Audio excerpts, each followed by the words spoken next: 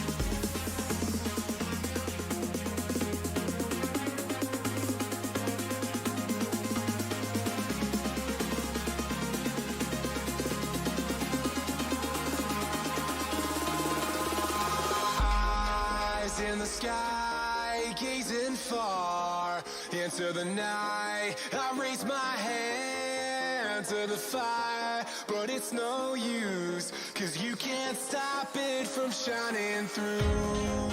It's true, baby, let the light shine through. If you believe it's true, baby, won't you let the light shine through for you.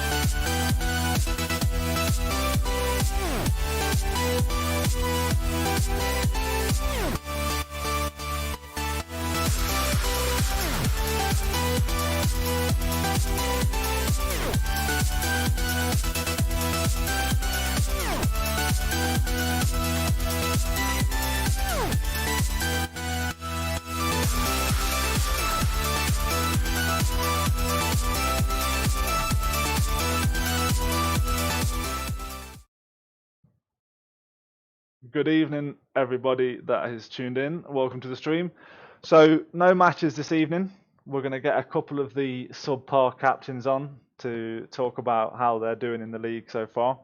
And at this stage, we're joined by Cole or something, I can't pronounce it, from Scared Wormhole People, Dexter Zio from Traveling Salesman, and somebody called Starfleet Commander from Volta.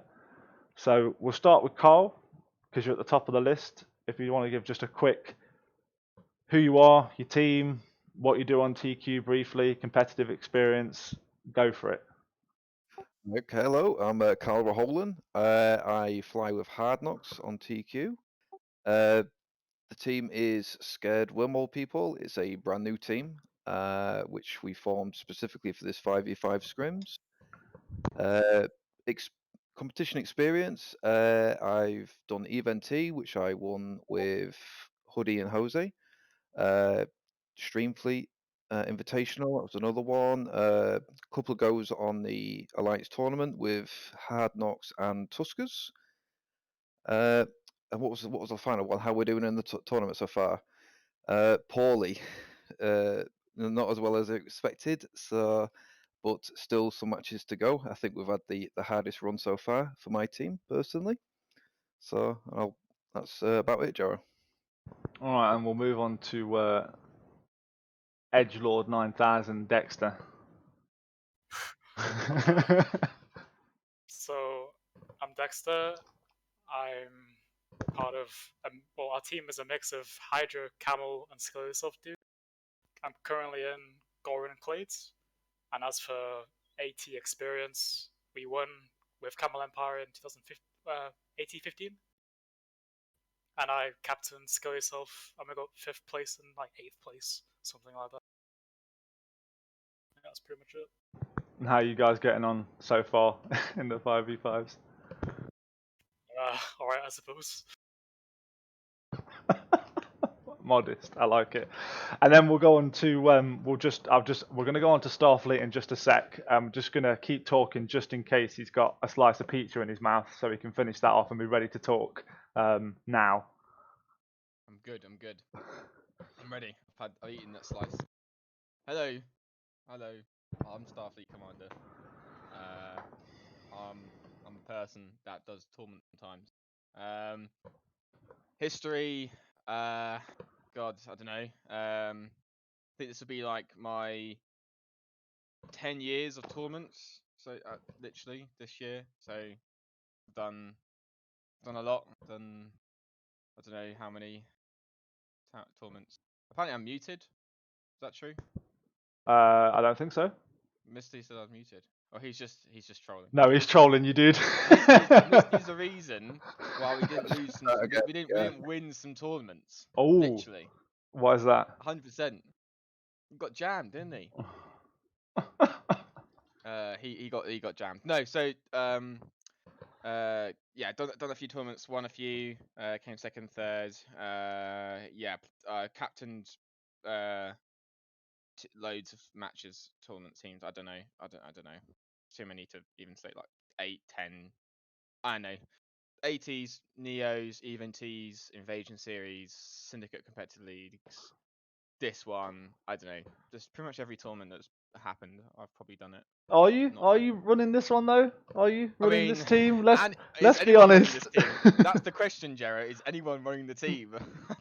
You guys are showing up to matches. It's a collective. Yeah, as it should be. There's only 5 people in the team, so I think for the I've got to give it to Annie. Obviously, he does like so much on the back end as well. Of like a lot of theory crafting and obviously there's been different people over the years that have done that. Gus Coldblood and Wargod and Rengus Fat and all these people. But yeah, as for like what was the other question? What do we do on TQ? Usually just pissing everybody off in the game. That's kind of normally. I think we're like attacking Vale at the moment, which is not making people happy. How's that going? It's going alright. I think. We're getting content. It's all about content now, isn't it? It is, mate. It's Okay. all about playing the game. Getting the content going. And as for the tournament itself and how we're doing, I think I'll be a modest like Dexter and say I think we're doing all right. I think we.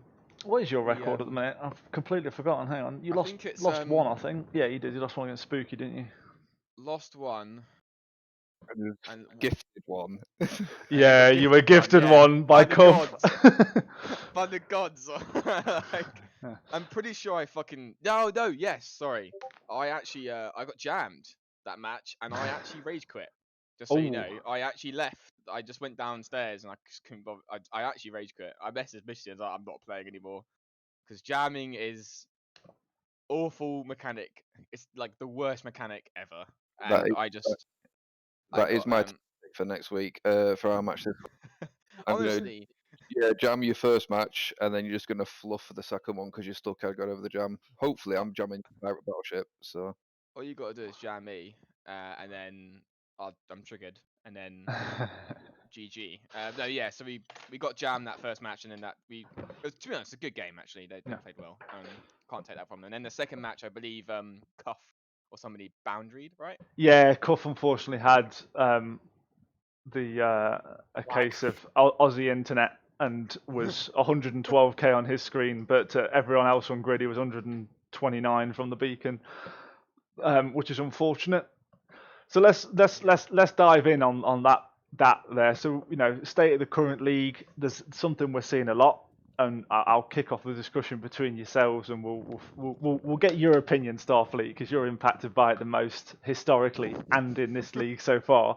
What do we think about the cheese jams, as we like to call them? So for reference, cheese jams being random ECMs filling up utility mids spread across the team, just causing havoc for the opponent. I think I should go last. Let someone else have a say first. Okay? Go on then, Yeah. Deck. Go on, Cole, go for it. right, I mean, like I say, it's really RNG. We've scrimmed a lot doing it. We did a match the other day where similar to the match yesterday actually with Jose, where banned all links. We had the links. We ran it twice.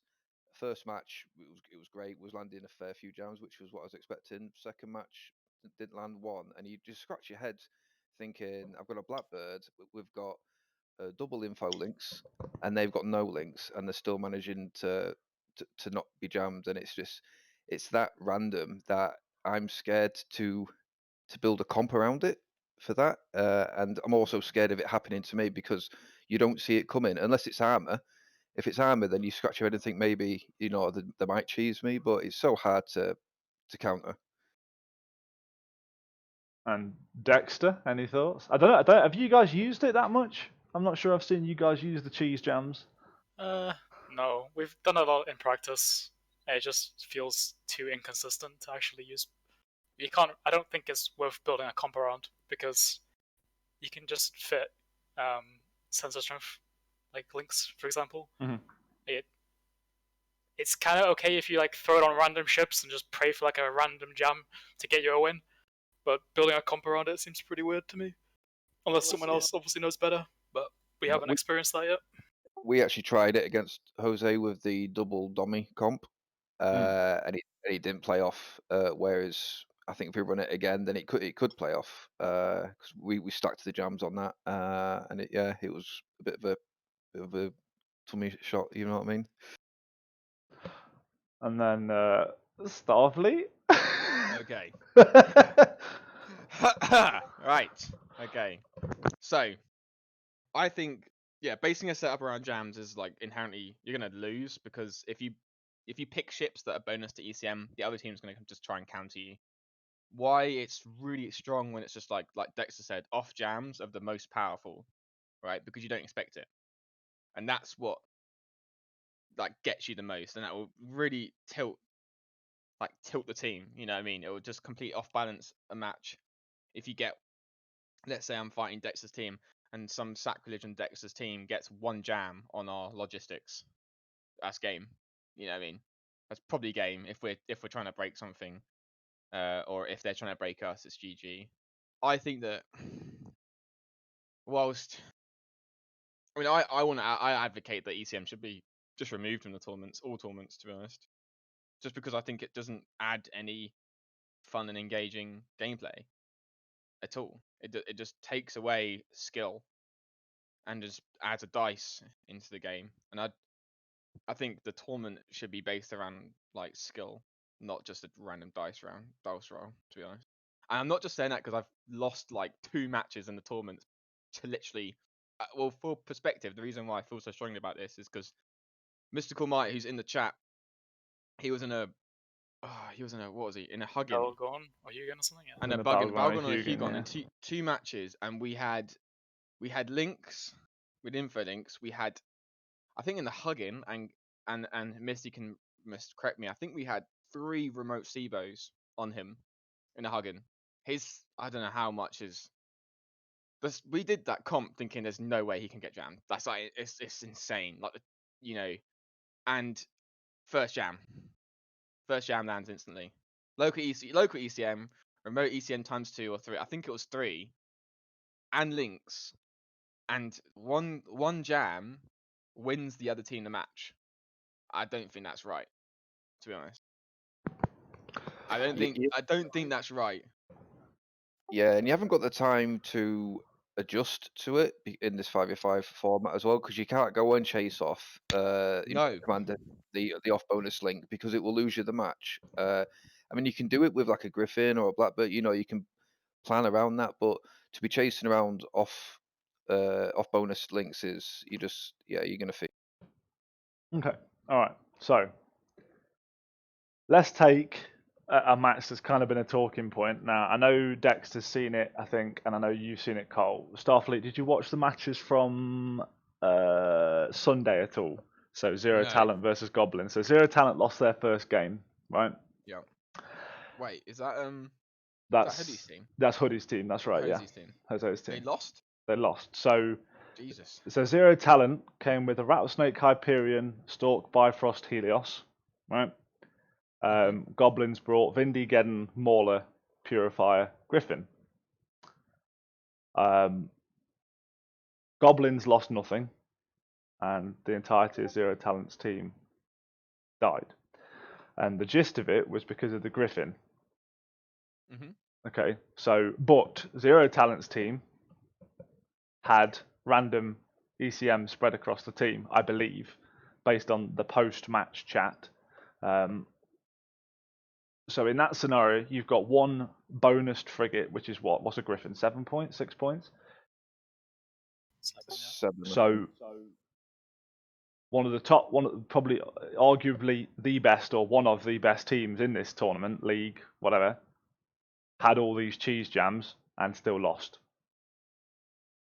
Because Another important thing to put in there as well is they had 2 command destroyers in Zero Talent's team, whereas Goblins didn't have any, so they had no links helping the jams, and they still managed to lose it. Exactly. This is exactly the problem. Zero Talent's team has redundancy of probably links, superb links, probably bonusing. They know there's a Griffin on team, so probably have info links, right? Mhm. And they've probably spread E-War modules, electronic countermeasure modules on all their ships, just get as much RNG as possible. And one frigate has just cucked them on the other team. So one frigate has just like completely won a match because of just a dice roll. Probably just just jamming one battleship for 10 seconds, and Yeah, I true. don't. I think True, but I don't agree with like matches that come down to just dice rolls, personally. Okay. And the longer the match goes, and that was quite a long match, the more chance they're gonna land eventually, because the odds, it's brutal. Yeah, the odds stack in your favor, like the longer it goes on for. I mean, I'd I be just interested think to that- see the maths on unbonus jams. Like, what is the actual chance to jam? Because I don't know personally. But The problem with it is you can do your best to counter it with ECM, with links, and all that. But unlike like tracking, where it just softens the blow, if it lands, it lands just as hard as anything, and that's the problem with it, I think. Okay, well, Yeah, exactly. we'll counter it then. Okay, so I know there's a ton of excuses and you're gonna come back at me, so don't shoot the fucking messenger. I'm not a retard. You can still lock the target that's jamming you. Okay. You say that, but okay, so how it works right now is you have these two big battleships, typically, and then you have 3 support ships. Mhm. So, pretty much how I've seen it already is you have 2 battleships versus 2 battleships brawling out a 0 on each other, and whoever loses the first battleship loses the match. Pretty much. Okay. And if you have a Griffin, say, sat at 50k, jamming your Vindy at 0k, even if you can still lock it, you're not going to do anything against it. Okay. But again, you could just say you got outdrafted. Maybe, it's but hard to say. if your battleship's being jammed by a Griffin at 50k, can 5 light drones just not go and take care of the Griffin? If you've got light drones, if you've gone rep drones and things like that, don't get me wrong, it definitely penalises the brawlers a lot more because you can't project out. There's nothing you can do at that point. If you're in a Hyperion and you're jammed at 50 kilometers, you might as well go have a quick brew for a minute and then come back when you're unjammed. Okay, so is the problem that it's the jams, or is the problem that people are taking the double battleship core and not a high mobility team that can get around and deal with Yeah. jams? Like, I mean, I'm spitting ideas. I'm getting the I- conversation going. I personally don't think ECM is that much of a problem. Especially when it gets people pissed off. It's pretty funny. I don't think it's a problem if you bring a ship, right? That's designed to be ECM. That's fine. Like you're telling the other team that you're doing ECM, and if the other team isn't prepared for that, then they're not thinking about it. It's just when you have doctrines, obviously armor is like king in this tournament, arguably, right? Because you have mid slot layout and spreading E-War is like super strong, even on TQ. Sacrilege as doctrines, like you have like 3 mid slots just to put whatever you want on there. Like when the format is so small, it's like 5v5. It's like each hack has like 6 E-War modules, and it's just like, well, in these small formatted matches, a jam is like eternity. Just one jam that could win a game, and it completely won. Their jams in the match against us completely just overwhelmed us. I think I was jammed instantly from the start in logistics, for example. Just one off jam. Have you got your centre strength skills trained, Starfleet? Just wondering. Fucking hope so. I'm pretty sure. How much of a turnaround would it be if it turns out you've not even got them trained? Yeah, you had to tell Misty that as well. I think part of the problem as well is the meta is double battleship, where you go in to kill another battleship. So the jams, you haven't got the support to go and deal with these, jams. It's hard. It's a lot harder to adapt when they start, because you've committed so hard onto killing their battleship or double battleships.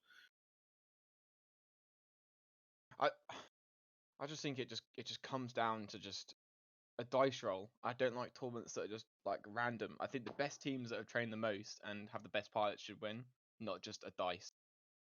I don't like RNG based mechanics in competitive play, personally. And like you said, it's not difficult to do. You've got spare, like a drone comp. You've got all of the mids. It's just chuck jams on easy as long as you got the CPU. There's more than just ECM RNG in this game to affect the matches. Like, for instance, you could lose your fucking Logi frigate to a wrecking shot with a rattlesnake drone. I think you get more upsets with ECM than you do with genuine, like a wrecking shot. You're more likely to have an upset. You win the draft, but then you lose the match. Yeah, exactly what Bap said in Twitch chat. You can be prepared for ECM and still hard lose to ECM, regardless. It isn't like it, like it's just complete chance. Like if you come up against an ECM team, it's like, well, you might just lose. So they might just land every jam, and there's nothing you can do about it. It's just a bunch of numbers. It's like what we said before. If they bring a Sentinel, you bring tracking computers, you soften the blow. You can really, prep for that. But ECM, you could have full stacks, all the links of remote ECMs, personal ECMs, and you can still be jammed, and it's still just as bad. What was your argument, Dexter, about like being volleyed from a rattlesnake or something? Yeah, so like there's more than just ECM RNG in the game, right? So, for instance, in a practice match we had the other day, and we tried out the Kirin because we haven't really seen much success with it. Well, no one has, so we wanted to try it out, see how trash it is. And we were like pretty fine for a while, and then out of literally nowhere, a wrecking shot came in from a berserker, I think it was, and just one shot like Okay. completely changed the dynamic of the match, right? Yeah, but that's a drone. So I'm guessing there's some berserkers on him, and he must have, the drones and the Oh, you ship can must have counter it. matched Yeah, up. yeah. No, Yeah, I'm you not. can I'm not counter saying it. you can counter it. The issue of ECM is absolute. That's the problem. Everything else in EVE Online, in terms of like weapon systems and literally most other things, can be either softened, dampened, disrupted to reduce the effectiveness of their, the turrets or the missiles or whatever. ECM, the only thing to counter ECM is really damps, right? Range damps to stop the locking, or jamming the jamming ship. Or sense of strength. Yeah, but it still comes down to, it doesn't. I don't know. It's Remove it, it just reduces the chance of it landing. But when it does land, it's still a 100% land. Yeah, there's no like it's that the time of you being jammed does not change. It's still the same no matter how, like, it's literally like saying, chucking disruptor, it cycles, right? And now it's an RNG chucking disruptor. Okay, so when you get chucking disrupted, it reduces your chucking to 0 for 10 seconds every time. It's not reducing the effectiveness of the Yeah, I get you. I module. get Do you. you Yeah, understand what I mean? yeah, I understand what you mean, but I still think ECM would punish you. So, for instance, if you have two battleships on your team and you get jammed, but because you have 200 sense strength, you are jammed for, let's say, 1 second, you still have to consider you locking up this other shit again, right? Like, it's still gonna hinder your fleet. No, but that would make it much more like manageable, because now, like, you can think, okay, well, if I get jammed, it's gonna be scaled down because of my sensor strength, and it's not gonna be as, it's not just a hard number that's just gonna always land. Like, you're always gonna be jammed for X amount of time. Now it's like, depending on your ship's sensor strength, whatever, you'll be able to get out of the jam quicker than a normal ship that hasn't got. If you're unprepared for jams, then you should get fucked, right? Yeah, I agree with that. Sure. Like, One of the that's things that I thought about is if you was jammed, you lose. It reduces the numbers of target locks you can have, which would really mess with Logi. Where you can't lock all 4 people. I don't know. It won't be as strong then, but it's something that I thought. When there was rebalancing in ECM, I thought that was something that was gonna, it halves the number of target locks you can have, that sort of thing. I think that wouldn't, as a Logi pilot myself, in matches where it's usually like, okay, yeah, if you're maybe in the bigger tournament, yes, right, in the 10v10s or whatever, that would probably have a bigger impact. But in this tournament format, no, not so much, because usually it's only like 2 targets that are being shot, But in the AT, then yeah, probably, because there could be multiple targets. But I think a scaling, jam would be better. So like, so it's like you can only be jammed for like 2 seconds or 3 seconds, or depending on what you have. But So what I don't like is more it's like just the the drone same. mechanic, which What do you is mean? the Hornet EC's got changed, didn't it? So they attempt to jam every 20 seconds, but they only jam for 5 or something like that. I don't know it exactly, but What stuff is suggesting and what's been suggested a lot before is basically the higher your sensor strength, the quicker you can relock. right. Basically, yeah. So if you have 200 sensor strength and you get jammed for 20 seconds, that sensor strength kind of reduces the effect of it. So if you have 200, you get jammed for 2 seconds instead of 20. 20. Right. Just okay. Throwing it out, like That That'd way, be still- really good. It'd be really good as well. it would still punish battleships because they have worse scanner resolution, right? exactly, it will still punish battleships that have exactly that, find it harder to lock stuff anyway. But you can mitigate the impact of it. It's not just a hard, F you. You can also exploit it as well as the opposing team and start mixing jams with damps as well to make them more effective that way, which would make it more engaging, I think. And like Starfleet said, more skill for a I'm just reading his question. Aurora. I think Bay Artj's hit the nail on the head. I'm with Artj, dude. RJ, Say? just ignore RJ. He's nobody. He's not even that important. ECM's a perfectly balanced mechanic. I agree. He's a has-been. Ooh. I'm gonna go now. Cease Fiora said in a 10v10 with the prevalence of BC core with a longer range and better application than these dual BS core comps would still be quite as strong. Vidra literally 180 with ECM comps, so I don't think. Yeah. Like I think That was before the change though, wasn't it? That was before you could lock, if I Yeah, remember right. I think it was a complete no lock. That was It's Which done an 80 since the ECM change. So yeah, it was so strong back then. Like you basically just remove a ship from their setup. yeah, C2B always right. I mean, yeah, with the BC core, the longer range, but you're still potentially you're the only person trying to shoot that ship, which is uncoordinated. And so I still wouldn't want to be shooting something on my own in a BC and expecting to kill it quickly enough. And if you that's say you okay. have a BC core, actually, you don't have many points to actually do it, and then you're just gonna get run down by 2 battleships and die one by one.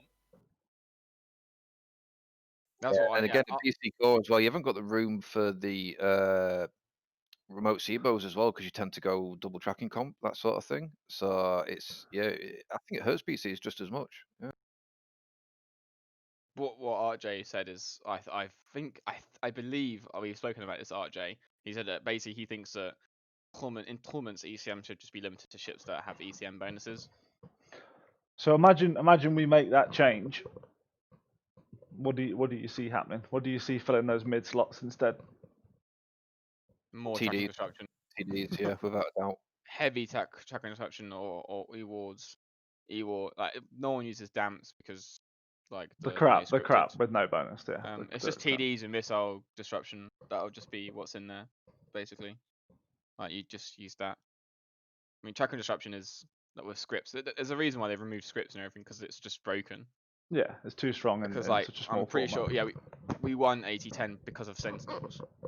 Mhm. Like because of how strong tracking disruption is. It's like really big. I think that removing scripts from stuff was a good idea. Like it was like scripted damps were just like insanely powerful.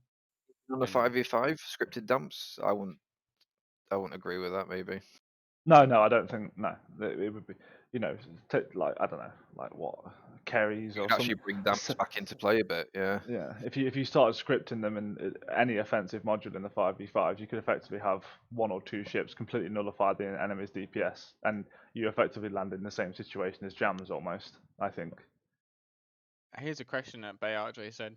Mm. He said, "How does everyone feel about EWAR being all EWAR only being allowed on holes that give them bonuses?" And I'd say I disagree Oh, because then No cheese at all then, and I like a bit of cheese. I think It's that yeah. utilizing mid slots for like really like soft EWAR to have like a mild effect is good. I just think then what are you gonna do with your mids? I don't there's know. not enough ships on grid to allow it. Yeah. In What the about- tournament, yeah, what about in the multi-specs 18 then? maybe. Oh, you're speaking about in context of everything, not just the 5v5. I think we're talking about everything. I'm talking about 5, yeah. Okay. That's why I meant about the damps. I don't think the damps are enough of an issue that if they were scripted in a 5v5, that it would be that OP. Yeah, I think I could agree with you on that. Like, it has a much more of a prevalence in a Alliance tournament just because of the scale of the people that you can get on grid, and you can really completely disable like a few ships because of focused damps. But in the 5v5, probably not so much. I think I agree with you on that one, Cole. All right. So What do you think about only having multi-spec jams then on off? Oh, there's bonus? no point. There's no point fitting them. They're like crap as it is. I think. Well, I was saying that if you if you put a multi-spec on a Badger and use it against Starfleet, you'll probably jam him every time. But Probably, yeah. Thinking that if it was that much of a problem, but you didn't want to remove it altogether, that could be one of the options.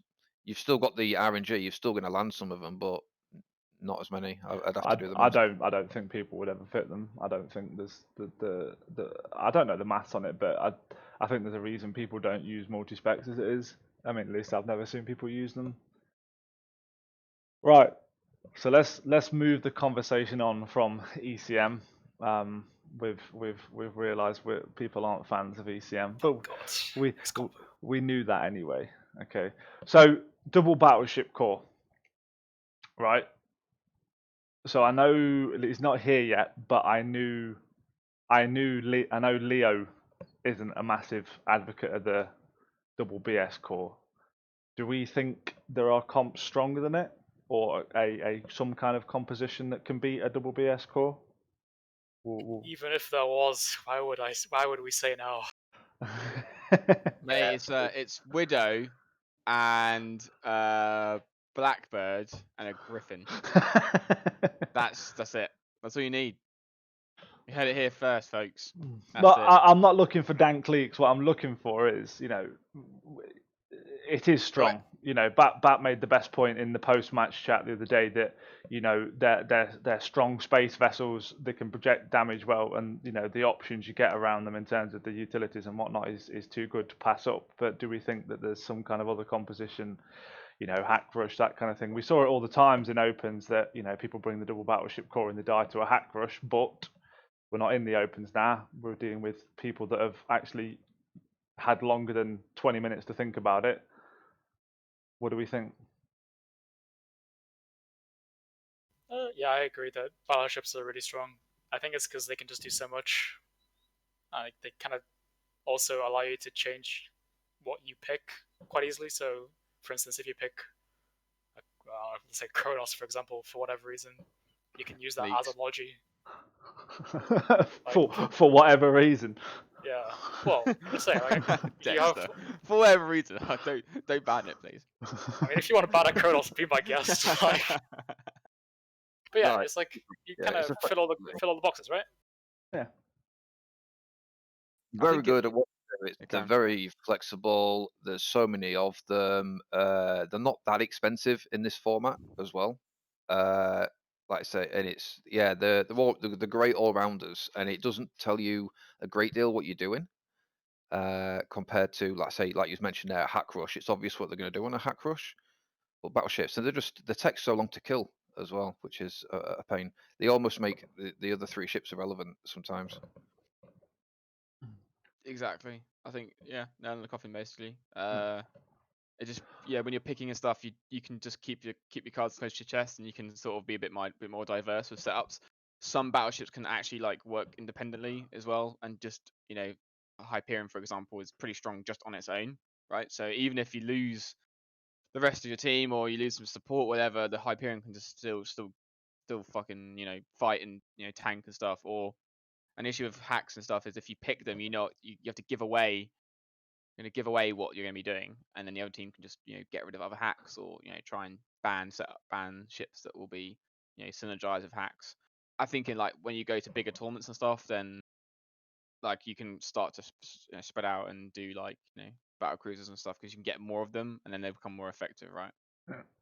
So, interesting thing, I'm just looking at Volta's match history. Volta have only actually ever gone with a double battleship core once. Yeah. So It's weird that, isn't it? And funny enough, you lost with it. Yeah, I know. Weird that, isn't it? So I Like, think Carl, maybe you've got the secret potion. Actually, no, we actually won. Shuri is correct. We won our last match with the Typhoon Fleet issue and the Vargas, was it? Oh, you did. Sorry. Sorry, yeah, the matches we wrong. did. Yeah, you lost. Oh, yeah, you lost the. We've won once with the dual battleship. Yeah. I'm pretty sure we. Annie was trash logistics in the Typhoon Fleet issue and let Satonia die. Terrible. And then I can't remember what we flew the next match. You did Hype, Sac, Communion, Deacon, Visual Fleet. We're a very diverse team. We like to diversify our setups. The battleships as well is sometimes you don't even need the synergy, because they're so good on their own. You can pick two very different battleships and they still work well together by doing their own thing. Like a Hyperion and a Rattlesnake. Yeah, Yeah, that could actually work. Yeah. No, just- Starfleet doesn't get the joke there, does he? No, yeah, I but don't. But it could work. It could. It could. So let me. I mean, I can't recall any unlikely combos that we've seen. In fact, do you know what? I can think of one. Let me find Zero Talent did it with a Nightmare and something else. they did the Nightmare and the Barghest against me, and it was horrible. Yeah, Nightmare, Barghest, Magus, Caldari Navy, Hookbill, and Helios. So That sounds That's a lot of like a damage. nightmare. that is a lot of damage. Not expecting it. So, yeah, and they put that in on my Tinker, and they won me because of jams again. We were jammed a lot. They would we've- anyway. It We've was moved on from jams, yes. Carl. Yeah. That Wait, doesn't exist. Carl, Okay. Was it a mower or was it a molar? Like your tinker. We did. I think it was Golem, Raven. I think I ended up switching out the Caracal to a Sentinel because for some reason I thought that the Barghest was going to use his projection and be off, and then we walked in and the Barghest is at 0, and I was really pissed off. Yeah. So I What was your probably what was your logi? So you had Golem, Ravenstalk, Golem, Sentinel, it was the Merlin. Golem mythology. Yeah, the Raven was feeding cap. I didn't see that match, but that sounds like a lot of DPS at Yeah. 0. Yeah, definitely. And it's just not something you would never think that a Barghest and a Nightmare would come in at you. It's that never crossed my mind when I thought we're playing Yeah. 0. That it's a good combo. The Nightmare pick was a bit of a question mark when we were casting that. I was like, I don't know what that is. It was on their double pick, so it was like, wow. And no one had done it up until that point. It really, it really threw us, and we're just like, well, we're going to stick with the Tinker. Let's hope we can tank it and kill one of them quick enough. Mm-hmm. So, all right. So my original question: two good teams, right? So there's a good few matches coming up where we're gonna see. We're getting to we're seeing some high quality, high caliber teams against each other. Do you think we're gonna see the double battleship all the time now? Do we think anyone's gonna try and big brain it and try and defeat the double battleship with something? I know you're all a bit hesitant, like you don't want to give the game away, but do we think it's possible? Against certain double battleship comps, yes. Okay. mean- Dexter's just gone Well, deathly quiet. No, I don't know why you wouldn't still take them. And I mean, I hope they don't take them as much because it's kind of less fun for the players, especially the ones in the frigs. That's true. Well, I mean, for an example, I mean, there's no great secret. You could do something crazy like a fly killer, kill a frigate, and then fly around for 10 minutes. No, don't do that. I don't want to broadcast that. Please don't do that. And that's the sort of thing you can do. But Oh shit! to annihilate them to go like 5-0. I'm struggling to see it against a double battleship comp. I'm just trying to think if we've ever actually seen a double battleship comp lose in a legitimate way, not where somebody DCs. Well, against non-2 battleships or just in general. No, against non-2 battleships. So I don't. Nothing comes to mind. No, I don't think it has. I lost one because I forgot to bring links.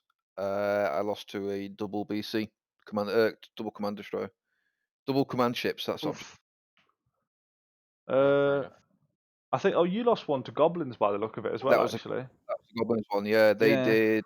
Yeah, double ship, and I messed up by not picking the links. And again, didn't do double command ship. You did Golem, Raven, Carakalishka, Merlin. They did Mega Navy, Brutix Navy, Vexa Navy, Vexa Worm against you, and that beat your team.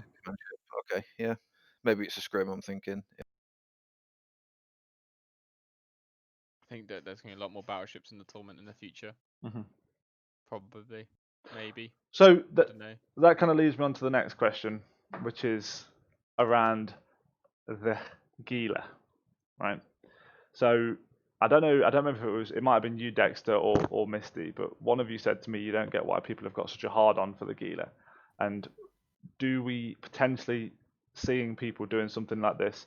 6 battleships get banned in the first ban phase, and then people start locking in battleships early to try and, I don't know, brain it. I mean, I think there's about 7 battleships which are the main picks so far. Do you think they can all get banned or picked within the first 7 or 8 things on the draft, and then it makes things a bit spicier? Or do you think people are just still going to pick a random battleship that'll go well with whatever's left? Misty originally said that, but I share the same sentiment. I don't know why people like the Gila that much. I think it's because during the opens, people didn't know really what was going on, and they picked what they thought was good, aka like Barghest and Sleipnir. Yeah. Just to kite around the arena. And in that situation, Gilas are good because you can project damage, blah blah blah, kill frigs, whatever. But as it's got a bit more serious, people realize that they just group up in a ball, and then the Gila doesn't do that much because you just kind of kill its drones or ignore it pretty much. I still think you ignore it, and I'm not just saying that. I'm not ever going to pick it, and if I do, just kick me out of the tournament. To me, it's like it's an off pick. It's still good. You don't take anything away from the Gila. It's still a good ship. It's good at what it does. But I wouldn't be, praying that they don't ban the Gila. It's just I can get a Gila with this instead of Osprey Navy or something. I think it's better than It's the best pirate cruiser pretty much for all rounders. But you don't build a comp around it. Mm-hmm. I think that I think I agree with Dex for Gila. It's okay, but it's not like amazing. You can actually just kill the drones. I actually think the Worm is more dangerous by far because it's not a ship that, if it's flown correctly, can really like harass your support wing, like any frigates you have, because you're not gonna kill the drones from a Worm. You're gonna divert like damage from like your main targets to kill the Worm, and then the Worm is like, it's more sneaky, isn't it? It can go in and just mess up your support wing, whereas the Gila's an obvious statement. I think it's an obvious, it's much more of like a thing that you just want to probably just defang, get rid of the drones, and then you're done. And it's also a lot of points still. It's like 23 points Exactly. per it. So it's not like it's 22. No, not that many. Yeah, it's not as much as a hack. So Still a big pick though. Oh A lot of yeah, points it's putting fifth. in there. Yeah, it's 50 of your points. Yeah. It's a lot of points in there you're putting in there for a boat that essentially just projects damage really well. That's basically it. But has no E-War, has no tackle, and it's just going to kite around. It doesn't do anything else. Well, if the drones get killed, then it's GG from I it. do disagree with the no Ewok part because you can armor fit it, No, you can't. Well, yeah. but Or you gotta be. Well, I guess if you get tackled, you're screwed anyway. So right. Armor Gila. Am I going to see that this week? Is that what we're going to see? surely people have seen that, right? I've seen it before. I've got fits for it. I don't recall. That's not that. No, it's not. If It's not that out there. I just don't All remember you're seeing doing it. all you're doing is running away and throwing EUR out. You don't need a massive amount of tank. So I mean, you have 4 low slots. It's not like a it's terrible 3 amount of tank, low right? slots in the Gila. Oh yeah, sure. Used to before, yeah. Yeah, my bad. So it's kind of like what damage control, Plate, plate ammo, damage. reactive or whatever. Yeah. I don't think you do damage mod. I mean, you can't. Yeah, you can't. You'll be paper thin. So same thought process, but the Balgorn. Because the Balgorn, off the top of my head, because I haven't updated the stats, but it's got something like a 92% priority, which means it's appeared on the draft 92% of the time across all games, Opens, League, King of the Hill, all that shit. It's only actually been played, I think, 11 times. Yep. I think, well, from my perspective, it's usually banned by one of the teams, and it's because, well, for me, I don't think we like dealing with it. It's just kind of obnoxious. Like, I don't think it's amazing. It's just really fucking annoying to play against. Yeah, I agree with that completely there. Yeah, if you bring a 2 core and you're fighting a Balgorn, I mean, now you've got to think, oh god, like the newts are going to be the time, the pressure. It's going to really mount up on your battleships, right? I'm guessing that's what you mean, Dex. Like the pressure is going to really mount over like the course of like 3 minutes. The nuke pressure is going to be like basically unbearable for like a Tech 1 or faction battleship. Control it brings as well, and it's probably the only ship that mitigates 3200s. 3200s have like removed a lot of the nuke play in this, I think, as well. They will eventually kick in, but it's not the barrel's so strong that it can I think just overcome 3200s if you fit for that. All right. Okay. So, Balgorn too strong. However, jams are also too strong. So. Yeah, but you can ban the Balgorn, so you ban the ship you don't want to deal with. True. That's it. Just ban every ship with mid slots Starfleet, and then you don't have to worry about it. Yeah, that's my plan against when we play you. Punisher open frame. Yeah. When I play against you, I'll be banning the ships with the most mid slots. That's the plan. And it's funny you say that, but it is one of the things you're considering when you're picking and banning. Is like I'm always asking my team, right? What's got more mids, like Moa or Mauler, that sort of. Yeah, you got to make decisions based around that.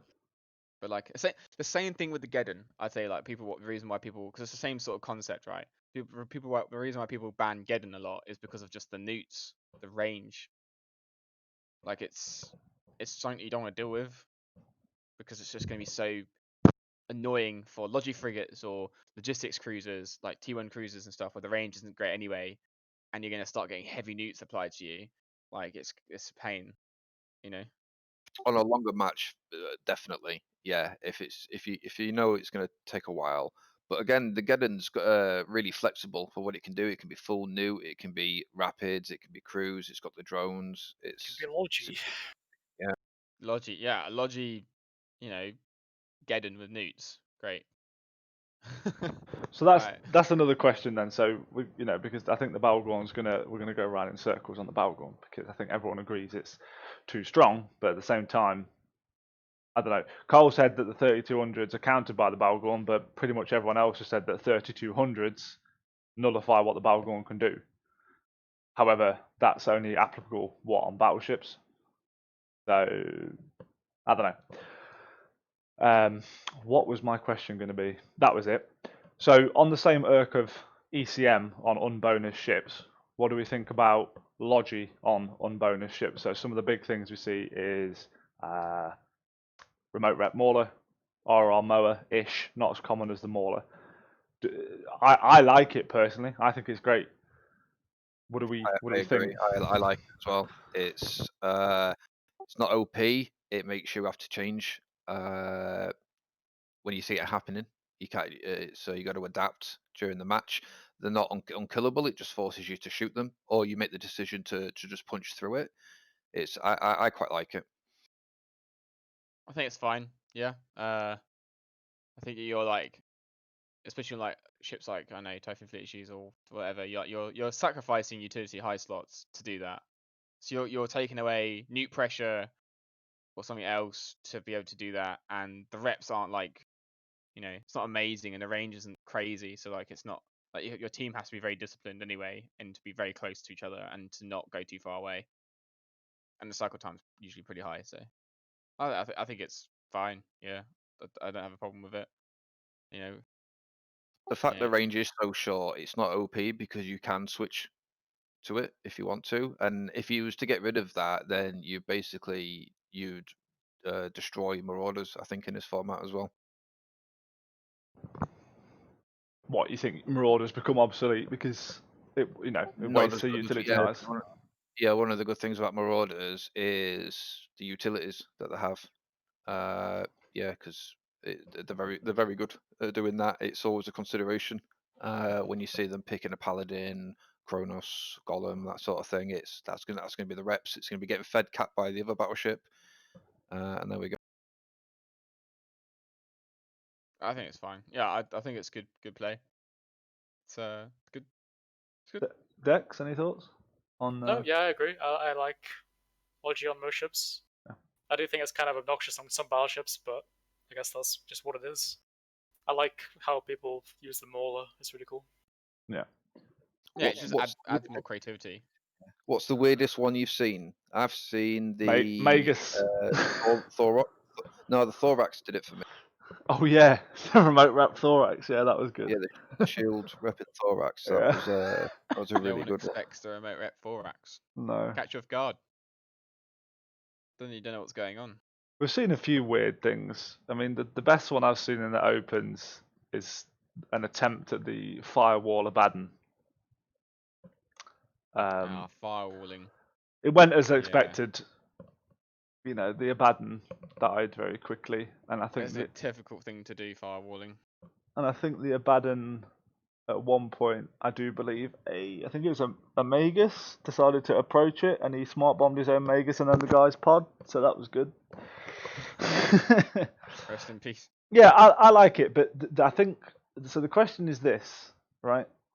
So, and I think BAP, if he's still in chat, and I think Zero Talent in general have, and I was hoping Jose would have been here by now when we got onto this, but there seems to have been a bit of a, not a stigma, if you will, but just a logic that's presented itself that T1 Logi is too expensive for what it gives.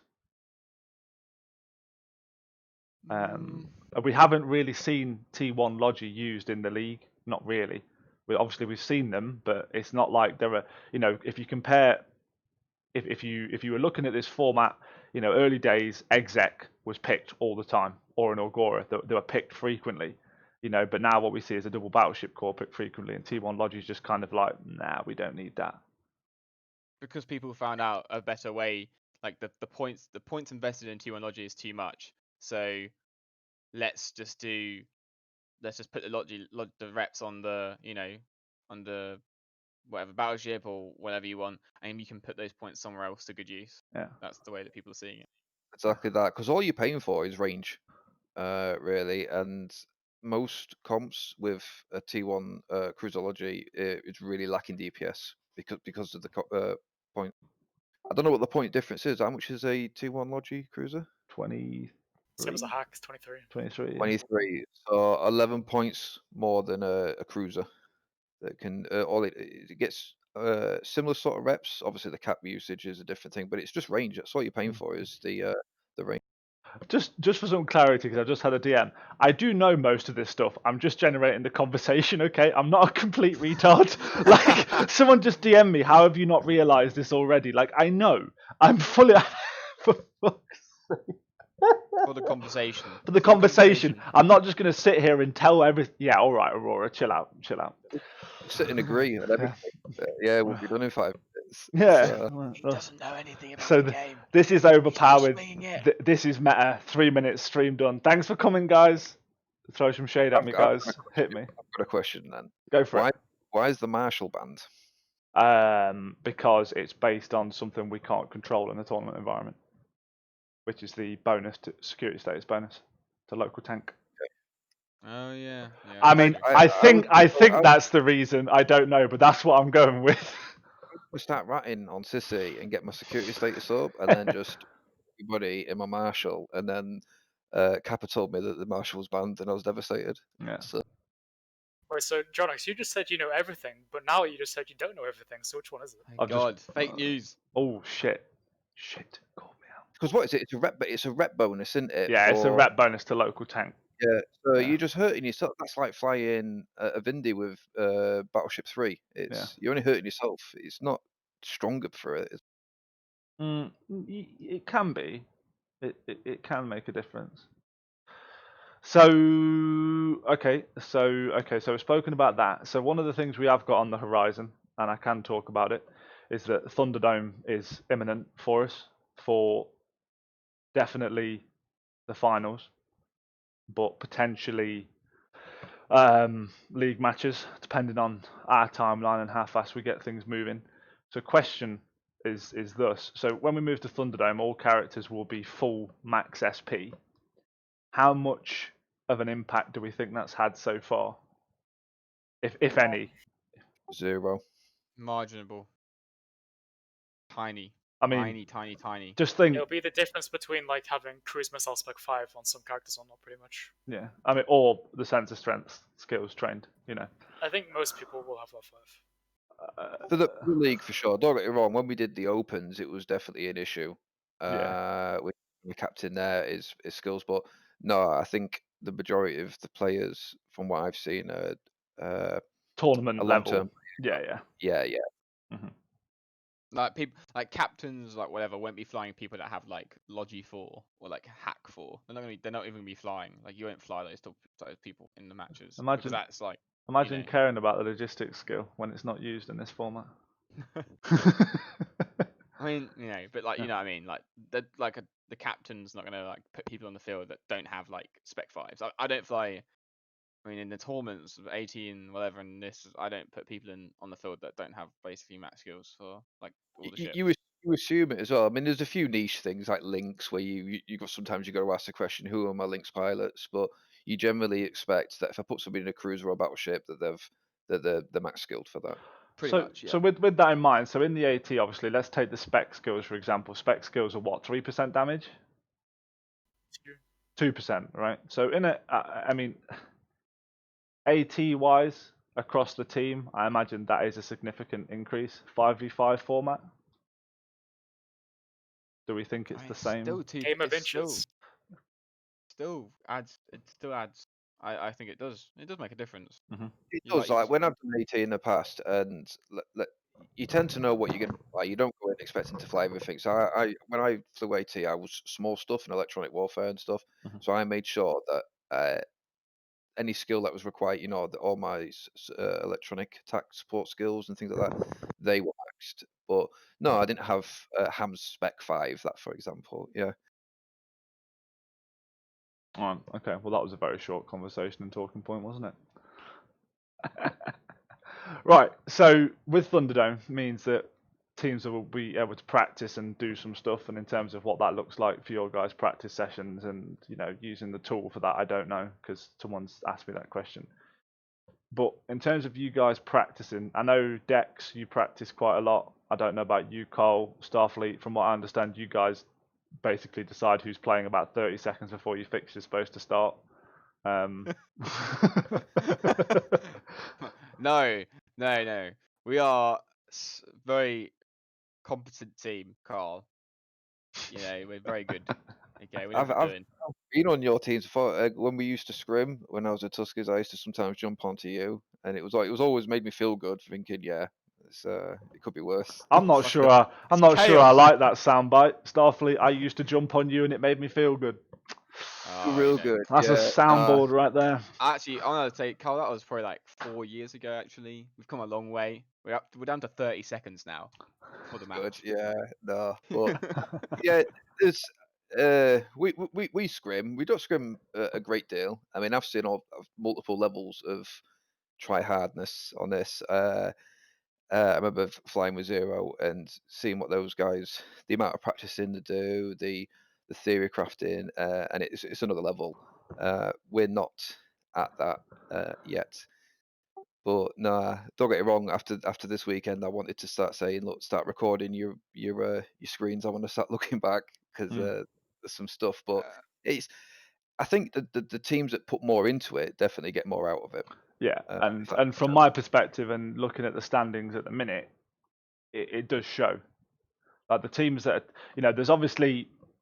there's in the league. Let's hold no illusion. There's a massive difference in overall general pilot skill, team age, experience, and Zero Talent have been together for fucking 100 years. It looks like with the different competitions they've played in, and they're a well-gelled team. Other teams are.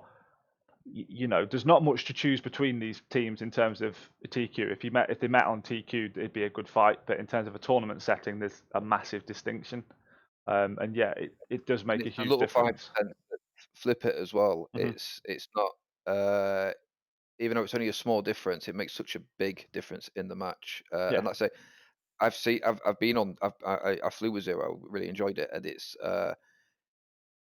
what they're very good at it, and I'm feeling the difference now with me trying to do it here. I mean, I wasn't a theory crafter with Zero, and this is the first trying to do that, and a lot of my guys have never really done tournament properly, and I think they're now starting to see the difference. So what is so I've spoke to I'm not sure how much of this I can share, but I spoke to Water Ubisnol and Miyamoto and Kadesh, these guys, Captain fucking Hydra, turn left Camel. I don't know, Dexter. I'm probably talking shit, but decent level teams. And the amount of effort they put into practicing for the AT, not just in terms of the practice, but the security around the practice. So avoiding people knowing who they were practicing, when they were practicing, what they were flying, all that jazz. Now, obviously, there's no prize pool for what we're doing yet, but do you think if we do introduce a prize pool, we're going to see a level of secrecy? I mean, I don't know what you guys are doing at the minute. Like, I don't know what Dexter's guys are doing. I know they scrim, and that's about it. And I know you scrimmed against Zero Talent, but are you guys being OPSEC? Are you keeping stuff super secret? Are you just scrimming with one team? For us, we are practicing in X TAC-M, which is one jump from a Move Me system with loads of randoms in local. We don't really care. The only reason we're actually practicing is just because it's kind of fun. Yeah. We're not taking it that seriously, to be honest. But if rules were introduced, well, if prizes were introduced, sorry, and they were actually worthy, yeah, would be fun. I'm not sure what the prizes look like. I mean, I know we are looking to do it with moving to Thunderdome. You know, I'll be upfront and honest about this. It does give us more control around the rules. You know, so at the minute, for example, as a metric, we can enforce 60% of what we say are rules. If we move to Thunderdome, we can enforce, you know, we can enforce about 90%. That there are still some holes, but we can still account for them holes with a reasonable degree of accuracy. But it's not, you know, it's not like the refereeing tool's perfect at the minute because it's a different rule set. I think CCP Aurora is still in chat. There was some discussion around, you know, those rule sets changing, but that's in the future. I mean, what would a worthy prize be for the Edgelord himself? Just shitty skins, dude. Just some shitty skins. I don't know. Maybe. I'm not here for the prizes. No, I was gonna say, I don't think prizes are going to change the way certain people are taking it very seriously. I think we're all taking it seriously. Don't get me wrong. But there's some people. It's not about the prizes. It's about winning. Yeah. So And I'm like that's- Dexter. I'm like Dexter as well. There's no upset with us because I'm not trying any comps with my scrimming. To us, we need to improve on the piloting rather than the comps. If I want to do any comp stuff, I'll do it internal. But what about you, Starfleet? Or are you furiously asking Annie what you guys have been up to? No. To be honest, like, I mean, like, if and it's like obviously we're playing. To be honest, we're just taking this as fun. Like, I don't like when we do the tournament, the AT or like those ones. Like we you know, it becomes such a big part of your life that you just spend you know 5 days a week practicing and stuff. And to be honest, that's not what we wanted to do going into this. We Yeah. didn't want to like spend every evening like training, and you know, not only like, you know, it's a, you know, when we decide to do something like that, it's a massive commitment.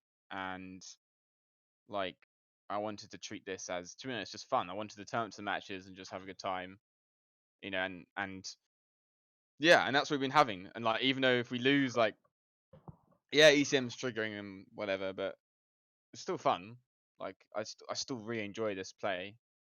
Like, I think yeah, like, I think everyone in the match is like, everyone in the tournament is like, you know, like taking it seriously. Just like, obviously Hoodie and Jose are known for like taking like every tournament seriously, like super seriously. And that's fine, you know. I think that, yeah, like I'm not taking it that seriously because it just becomes like another level of you know, you should invest so much time into it. Yeah. Right? And it's when you've Go got on, a mate. corp as well, like as well on TQ, I've got to do stuff on TQ and as timers, and I got to run fleets and FC and whatever, and like it becomes, and you got a life, right? Have you? Somewhere. Have you though? Well, I don't know. Like somewhere in there, and I think yeah, it becomes like it can quickly take over. And like in the past, like 80s in the past, like it's been, you know, insane the amount of practicing that we've done. Definitely leading up to the tournament, like, you know, 5-6 times a week at some point. you know, like They're having dropping on top of that. Yeah. yeah. I really- mean, that's just for the members. Like, you know, me and Annie would spend Sunday going through setups, so it's just a constant, you know. Yeah. And this tournament we just wanted to be fun. Yeah. Just, you know, Yeah, and that's why we ultimately, signed up Sutonio without him knowing. and ultimately, this is still a proof of concept for us. You know, ultimately, you know, I got pulled aside one night and said, "Hey, can you come along and play?" And then 2.5 months later, holy fuck! So, yeah, it's a proof of concept to CCP, and it's kind of, you know, we're showcasing this as, look, it's not about people playing for AT ships and getting 2 trill worth of ships. People have done that and they've got that, whatever. It's about people enjoy the competitive format. You know, it's the same reason people log in and just play League of Legends every day or Dota. You know, they're not competing to be the best in the world, but they just enjoy that kind of gameplay, and it's what EVE's lacking for some people. It's low effort and like good reward as well. I mean, it's not difficult to set up, like say, a bit of practice because you enjoy the practice, like we said. But back to your OPSEC thing as well. I think it's hard to do the OPSEC in Yeah. this format as well because there's so little teams, few amount of teams that you if you was to try anything, there's a very good chance you'll see it somewhere else. Because how many teams is there altogether? 13 or something, or 12? There's 13 now. There was 14, but there's 13 in the league. Rest in Yeah, peace. it's a lot smaller than let's say an AT because you don't know who you're going to be up against with Mhm. AT when you're practicing a lot of the time. So it's Yeah. it can't be like AT OPSEC. I don't. Yeah, and there isn't really a need for it, and it's important that, you know, so far we've not really seen any, or at least I haven't been witness to any drama about the OPSEC side of things. Obviously, I try to be careful asking people questions because I don't want them to feel like they have to share things, because ultimately they don't, because people can take this as seriously or as casually as they like. But, you know, people are just doing this because they enjoy it. There's literally no other reason. You know, if people want bragging rights, that, you know, you kind of get that, but there's no prize. There's no prizes currently. I'm hoping that we can do some. You know, maybe I can convince CCP to throw in a couple of skins or something. I don't know. A 5v5 baseball cap to replace my red one. That's what we need. Can I get If you do that, I will take it seriously and I will win yeah, it. let me just pump up here on stream. Let me just get Starfleet. So I assume you've got the the stream open, Starfleet. Yes. If you just see behind Carl there, you'll see his logo. Now I'm just going to take the transparency off it for a sec and just move it out a bit. But do we not think his logo combined with that hat makes him look like a Pokemon trainer? Oh yeah. You just look like you're gonna go get some. Got to catch them all, ain't you? Go and catch them all. I just need to slap a Pokeball logo on that hat, mate, and we're good to go. So Jose is going to join us. Obviously, I don't want to keep you guys here too long, but I did want to get Jose Zampano on from Zero Talent, and I do believe Leo from Leo Kokim, not Leo Lickham like I wrote earlier, from Traveling Permit Salesman is going to be on as well. Yeah, so tournament, you know, not taking it seriously. Prize pool. So another question. So we're gonna take it. So what do you guys think to the website and in terms of scheduling your own matches and that whole side of things? Not that Starfleet has anything to do with that for his Really team. good. Yeah, I'm not computer literate. So at first I was flapping a bit, thinking, Jesus. When I clicked the thumb, nothing happened as well. I panicked. But it's it's really good. It's a lot more professional than I was expecting it to be when you first announced it. It's actually all of the refereeing, the tools. It's really good actually, very good. You've done a really good job. Yeah, appreciate that. All right, so just Carl then. Well, I knew you like it, Dex, because I set up your match and you fucking hit that thumbs up within about 3 seconds. I had an original complaint, but it's been resolved. Yeah. Good.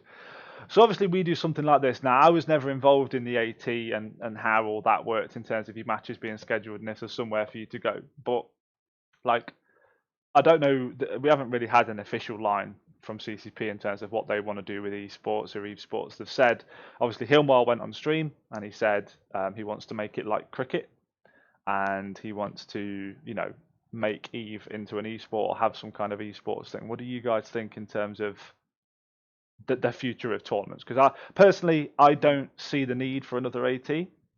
I think it needs something else to fill the void. I think the AT was too much.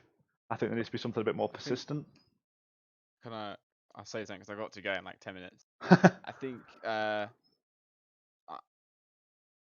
think don't know. I'm not sure what format it is. I think the AT format is fine. I think there could be some improvements to it. But one of the main things I actually think, and this is just from like playing in lots of like the New Eden Opens, like 1 and 2, I think that the reason why the Alliance tournament has such a like big following is because you're supporting an alliance. Like Eva's a different game to like all the other esports out there. Like you get the most traction and support from players that are supporting their alliance. Do you know what I mean? Like like when you're like rooting for like obviously no one roots for Test, but when you're rooting for Test on like the Test members can root for their Test team.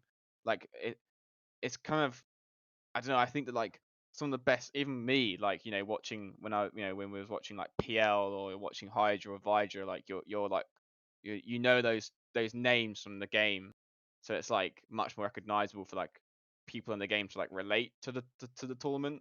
Mm-hmm. Do you understand what I Yeah, mean? I'm with you. Yeah. Yeah, Which it is makes why you like feel.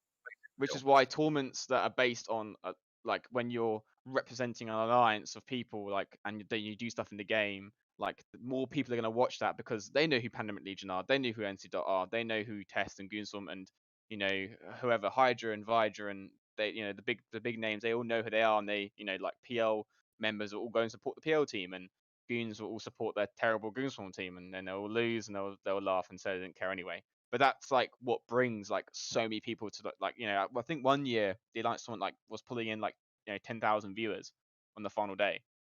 I can't remember which year it was, but like it was insane to see like that many people. Like I think it was partly due to like people like PL and whoever were like throwing Mirachas at the matches, which was like also adds like Yeah. excitement. But Yeah.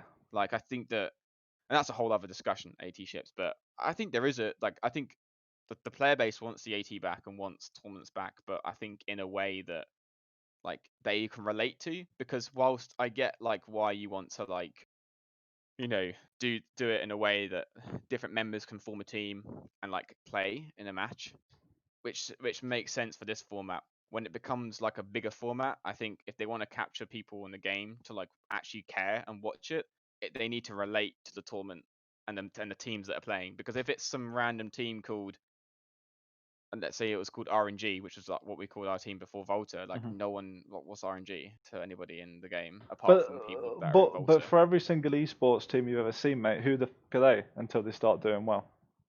That's true, but at least when you have a tournament, alliance tournament that's based off alliances in the game, then you might start to see them in the game, or you might have heard them in the game doing stuff, and you can follow their events in the game if they're like an active team. Yeah, true. Like True. everyone knows PL and NC Dot, but their reputation comes from also the game itself. They're like an established alliance, Yeah.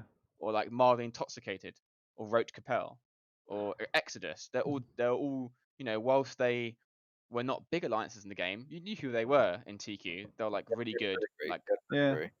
yeah, they're like really good teams and good players like Lifton Syndicate, or I'm trying to think of Capital Punishment, another team that like played Eve and did a really good 1 year, and Who the Hum Reloaded. Like fuck is that? they Oh.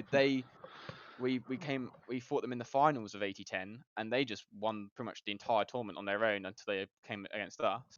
And they had a presence in Eve. That's what I feel. And if anyone in CCP is listening, that's what you should do.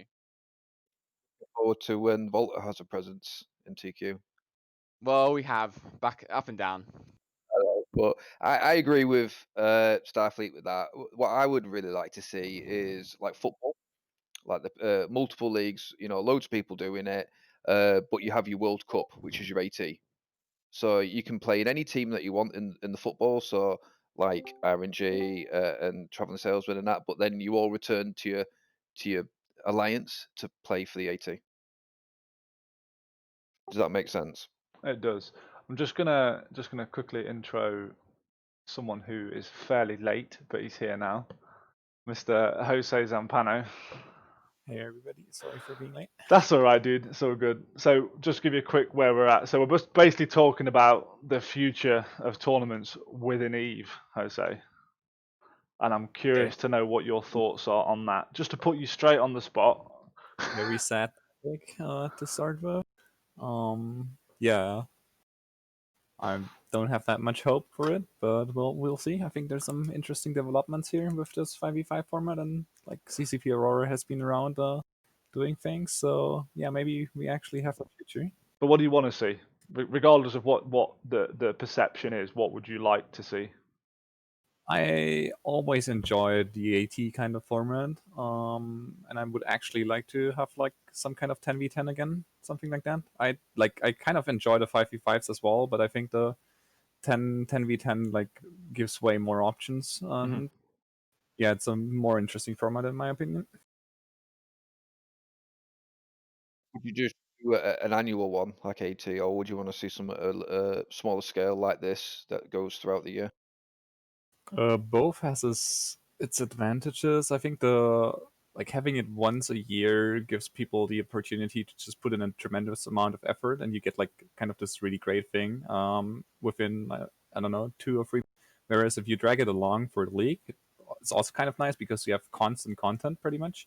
But people get burned out, people drop out, and yeah, it's just way more effort in the long term, and you can't really try hard it that much. I think it's an annual thing is much more like feasible for a CCP to do as an investment, as they have to put money into it, and they're more likely to get like more like viewership and attraction like once a year, like a big event, than just like loads of small ones. Like I think once a year is much better than having loads of small ones. By Yeah, far. basically. I might be naive as well. How much does CCP actually have to do to have an annual tournament? Shitload. I don't have numbers, but based on conversations with various people, the time and cash investment to do the AT, like Bayart Jay's in chat, he might be able to give some kind of nod to this, but I believe it's a lot. I mean, they have to, most of the tournament, especially in the past, has been orchestrated by people that just love the tournament and are doing it because they love the play style, they love the player base, and they like to do the tournament. And a lot of people just get roped in, probably get like a free holiday somewhere else, and the CCP just have to pay, basically, essentially for no real return apart from some sort of PR, maybe a PR thing. But that's another thing. I don't think they're utilizing the PR aspect of it. But as much that's as the side of it we're trying to look at here, right? So yeah, I like the AT from a spectator perspective. It was great. But let me ask you this, right? So you play Eve, right? As a new player, you've been playing for a year, and you look at it and think this would be really cool as an esport, and then look at the barrier that is in place to get into an AT team, to compete in the AT at a level that's actually meaningful. It's ginormous. It's huge. But that's the end game. I didn't start Eve playing in a AT team. I was in a wormhole. I did some terrible stuff. I was in TNT and Morris Mihi, and then people, probably some people on Twitch will vomit now that I said that. But I saw the AT as the ultimate end goal, and I wanted to. I think the first one I watched was 86, I think, or 7, and I thought that is the top, and I want to be there, and I just I made it. How many years? How many years did it take you to but like, not to compete at the top level, but just to play the format? Now this is what I'm talking about, right? You look at Counter Strike, you go look at a top team, and you say, I want to do that. You can buy the game, you can log on, and you can play it in that format with people also playing that format. You can't do that in Eve. yeah, but you're less likely to be if you play both games, right, you are probably less likely to be a competitive like CS:GO player, right? Ignore the money and whatever, like playing on like against the best teams than you are in EVE Online. In EVE Online, you can get into like a semi-good team and compete in a tournament against some amazing teams. Even on, like, you got skill injectors now. You can. Actually, on the 10v10 format, so I was doing AT within 2 years Yeah, playing. I had 50 mil SP on Starfleet, and I was in VOC's team. But it's still not. Granted, But it's all still I not did was pick fly up and frigates. play, is it? It's not pick up No, and it's not, play, no. which is what It's an every other single esport is. But this is an MMO, so like this is Exactly. You're taking an MMO, which is not really meant to be an esports, into like the only way to get around this, right, is to make it on Thunderdome, so everyone has the SP. Exactly that, right? And this is And what it I'm plays in saying to you, right? Thunderdome. So we want CCP, bring us tournaments back, and I bet at a top level, CCP are going, fuck off. It's literally not worth our time or money. But if there's a format where it can be made into something that's meaningful and anybody can access, and it becomes a point where more than just the, I mean, I don't know what 100. I mean, how many people we've got in this league? 140 players. You know, that's probably missing maybe half that more in hardcore AT players. It's not a huge interest. But if you've got a couple of thousand people interested in playing competitively, because it's accessible, because it's easy, if CCP puts something in place to make it that way, I think it becomes more attractive to them. The problem disagree with with Eve, Thunderdome. the problem with Eve's competitive, well, I say competitive in quotes. The problem is it's really shit to watch. Oh, agree, In my 100%. opinion. That's Like- that's an entirely different point, but yeah. Like the I only made reason people like the AT is because they like follow the story of the teams, or they follow like they want to root for someone. Mhm. I don't think they watch it for the content at all. And I watch Dota. I don't play it anymore, but I still watch it because it's fun to watch. And that is not a I thing watch it. in Eve. No, but to be honest, Dexter, like, don't you watch, like, I used to watch, you know, some matches like, you know, Hydra and Vidra and like PL and the big teams, because those players are like, you know, they're amazing, and also there might be some 80 ships on the field, and you're probably watching like the best players in the game play. Like I actually watch it because like I granted, like, yeah, that the viewing experience is absolutely terrible, and I think CCP could probably think of a way to make it much more so your eyes are not drawn to bars and more looking at the ships. Maybe have Yeah, if you bars could watch Agreed, the around AT ships. yourself, like clicking Yeah. around, it'd be more fun. Like POV. But That like would be POVs. fun. Yeah, that would be absolutely. insane. Yeah, but Yeah, like, really Yeah. but watching just like health bars on the bottom of your screen tick down is fucking boring. Because that's all people the- do. I don't know about you guys. I've never looked at the grid in an AT match. No, it's true. Even Like, the Not in the first rewatch, yeah. Yeah. If you rewatch it, you actually look at the grid as well if you want to gain some info. But yeah, you could fix that with UI. Yeah. It's completely doable. But my point is this. I know there's a bit of a disagreement in chat, but my main point, right? My main point is that it's not as accessible as other kind of competitive play in other games. That's literally my resounding point. You know, But CCP tried to address this on the last AT when they did you can go in and if you don't qualify, you don't pay. What did they call that? wasn't that the feeder Neo? rounds, yeah. Feeder rounds, feeder yeah, rounds. they did it on Feeder rounds. Thunderdome, yeah. Yeah, I mean, because I'll be honest, you watch the 18, you think I could do that. And that was Because great. I thought that was great. That was I did, a really exactly. awesome thing. Yeah. Yeah. Yeah, and that really lowers the bar because what happens is you try it and then you suck at it But- because you realise it's a lot harder than what it is. But then they've got you're hooked on it then because you want to do better next year, and you understand, you know, and that's the cycle. I see it, and the feeder rounds were great. One thing I would actually love to see, to go back to that question, is that you have this annual AT event, right? But then on the other end, throughout the year, you have like those 5v5 scrims that we have in the league. The EVE&T league was pretty good. Like you kind of have to combine those to like get people interested. New people can try the leagues, get interested over the years, and then you still have this like boom event once a year that everybody can kind of rely on, and like where the top plays happen. That's what I meant about like the football league. So you have like, and it's the AT is the World Cup. It's the thing that you know, the big one that everyone looks forward to, and everyone takes a lot very seriously. I also think that like, I don't think moving the tournament to Thunderdome is a good idea. I don't, because what do you do for flagships? What do you do for Not AT just that, ships? but it makes all the AT ships that I've won or other people have won useless. Because right now I have. They already are. I know, yeah. This is the thing. This is why I want the AT back. It's because I have a bunch of AT ships, Rabisis, Atanas, whatever, that are pretty much useless. Like, what are you gonna do? Like, what am I gonna do with like a bunch of Atanas? Like, oh, let's do a Serb fleet and have spider chaining Atanas. No, like it's. Lots of them, don't you? You can cut Like, your I mean, yeah, but like what makes them so strong is and fun to use is because their like power is amplified in the tournament. You know. Yeah, definitely on the Logi ones. Yeah, the Etana and Rabusu. Yeah, exactly. What would you use them for? I really like what they did last year with that, or not last year, sad, the year last AT, let's put it like, where they had the exclusive for flagship or AT ship, so like teams still had an option that couldn't afford AT ships to bring their flagship and But or I- ban the flagship and force them to either go through the ban or not bring in. Yeah, I know. I think that there's an argument to say like you shouldn't be able to bring 80 ships into the tournament. I disagree.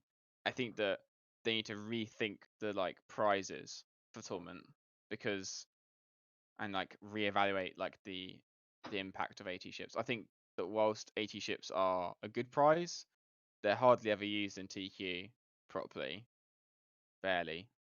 It's usually just like a warp in, shoot it, and warp off. You don't want to be on the grid too long. You're gonna get You blobbed. do Abyssal PvP in your Maraka, mate. That's Yeah, and then you what die. you do. But again, You're untenable. Yeah. you're talking about the use of AT ships, right? Okay, so look at this two different ways.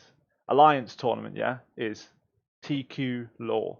Like I like the AT, and in terms of a competitive format that is perpetual throughout the game, I think the AT will be separate. Yeah.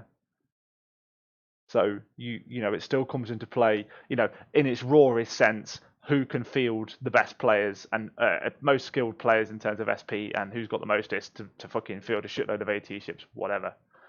But whereas in parallel to that, or leading up to that, or completely separate to that, whatever, you have something that runs on Thunderdome where there's, you know, it is a level playing field in terms of ISK, if you will, in terms of player SP. You know, because you know my interest in this is, you know, we're catering this towards an esport because that seems to be the direction CCP want to go.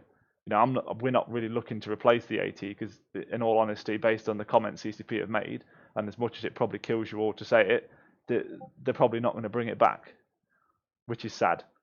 So It'd be in a different format, it would. as far as I'm aware. It's gonna be would. different. Like Okay. we still, obviously we still have the invasion finals, which Dopamine has been talking to all the players about, Mhm. and Oh, don't of know when course, that's you gonna guys didn't get to play it, did you? Because of the bloody No, COVID, yeah. So like they're like I'm not sure what they're gonna be doing about it, but Mhm. like that's gonna happen. But like yeah, I'm pretty sure they'll do some form of tournament next year, but it's Yeah. not gonna be the AT. It'll be No. something else. Okay, so I'm gonna not kick him off, but I think, are you ready to go, Starfleet? Yeah, I need to go. Yeah. So Okay. thanks for having me on, everybody. I'll see you soon, It's a Carl. pleasure. Yeah, Thanks yeah.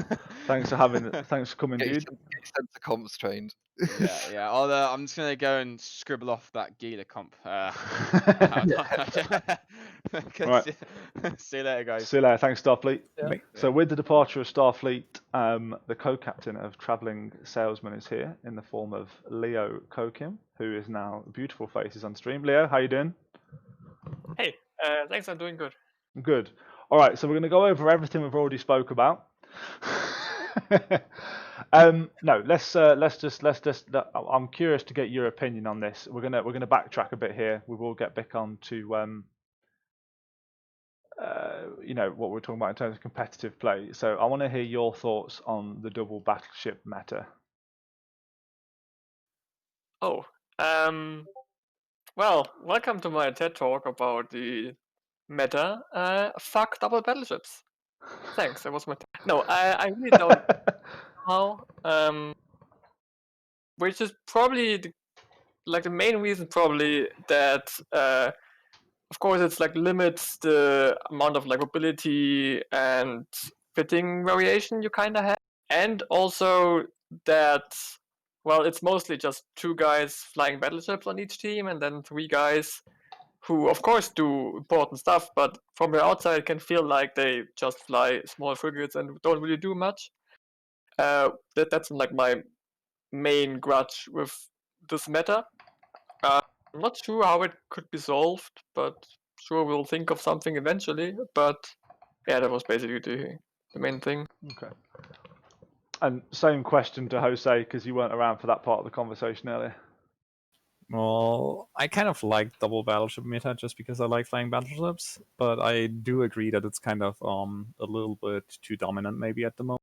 It's hard to say. Maybe there's some counter that hasn't been found or hasn't been shown on screen yet. but it seems to be that double battleships just dominate completely. And I think it was Bap that said it last time that we talked on stream here, and that was that the battleships are just so versatile in terms of local tank, DPS, application, and mid slots for utility, or high slots for utility, that there just isn't an alternative currently for one at the point costs.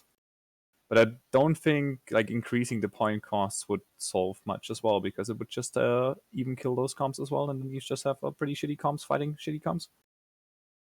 So I think like one solution to that would maybe be to like make other comps more viable. In what way? Reducing point cost or changing some of the rules, or Yeah, mostly just reducing point costs, I think. Maybe Okay. just increasing point costs versus reducing point costs is like always this kind of trade-off. On one hand, you decrease the amount of options you have. On the other hand, you increase the amount of options you have. And I think like by increasing the amount of options that can be made in comps, you increase the amount of counters to double battleship comps, and maybe they won't be so dominant anymore. But that's just my personal opinion. I'm like, I didn't look at the points and I didn't play the whole thing through in my head, so there might be a reason not to do that. Again, I think the big problem is there's just so many battleships. There's too many to pick from. So it's not the points; it's just the choice that you have. So that's my. I mean, that's kind of true about most like ship classes, right? Like if, for example, battle cruisers would be the dominating meta, there's almost as many battle cruisers as there are battleships. I think this will always be an issue, that there is too many of one ship for it to really work. I think the reason why battleships are so strong right now is, of course, like the points they can be used, but also because in a 5 versus 5 format, the local tank they can get is just very big. So maybe reducing this would be an option, but of course it also limits all the other ships. Like for example, if you would introduce, I'm just spitballing here, let's say reduce the amount of active weapon modules on a ship to 1, for example, that would probably just increase Logi ship viability a lot and decrease like battleship viability. But actually, I'm not sure if that's even the case, but just my idea. But of course, it goes into what Jose said, that it of course now limits all the options you have even more, which might not be the thing that we want to do. What about banning 3200s? So you actually strain the cap on battleship. I'm not sure if that's really, if that works. I mean, battleships have worked before 300s were in the game, so I'm not sure. Like even like especially because you are very flexible with your fittings, because you know what the enemy will bring. If the enemy is trying to strain your capacitor, for example, they pick like Armageddon into your Windy kit, well, and you just fit triple cap booster on your Windy if you want to go the extreme way, and it's probably solved. So I'm not sure if this will really change much, but maybe we're just getting too much into detail here anyways. all right. Let me just intro. Dinar has joined us from Valhalla Bound. How you doing, dude? I'm doing pretty good. How you doing? Yeah, not bad, dude. Not bad. I actually mistook you for Vordak. That's why it took me a bit longer to sort your card out on the stream. Not a problem. So, Dinar, how are you doing, my friend? And what are your thoughts on the double battleship meta? The double battleship meta seems pretty unavoidable, and it's kind of been talked about before because the biggest issue with it is you can't try to counter it with something else without being completely obvious and showing all your cards really early on. And like the best way to beat it, like to show your cards and actually have a chance, is with those pocket ECM jams. And again, that's RNG, and that's already been talked about considerably on this. Okay, all right. So, I will say, unfortunately, that we aren't going to change the rules mid-league, because that would be very unfair, and I couldn't deal with the amount of shit that would come my way. But yeah, we will look at things. So obviously, we don't want the meta to get stagnant. But you know, some of the counter arguments are that, you know, in terms of battleships, you've got a choice of what, 28, something like that.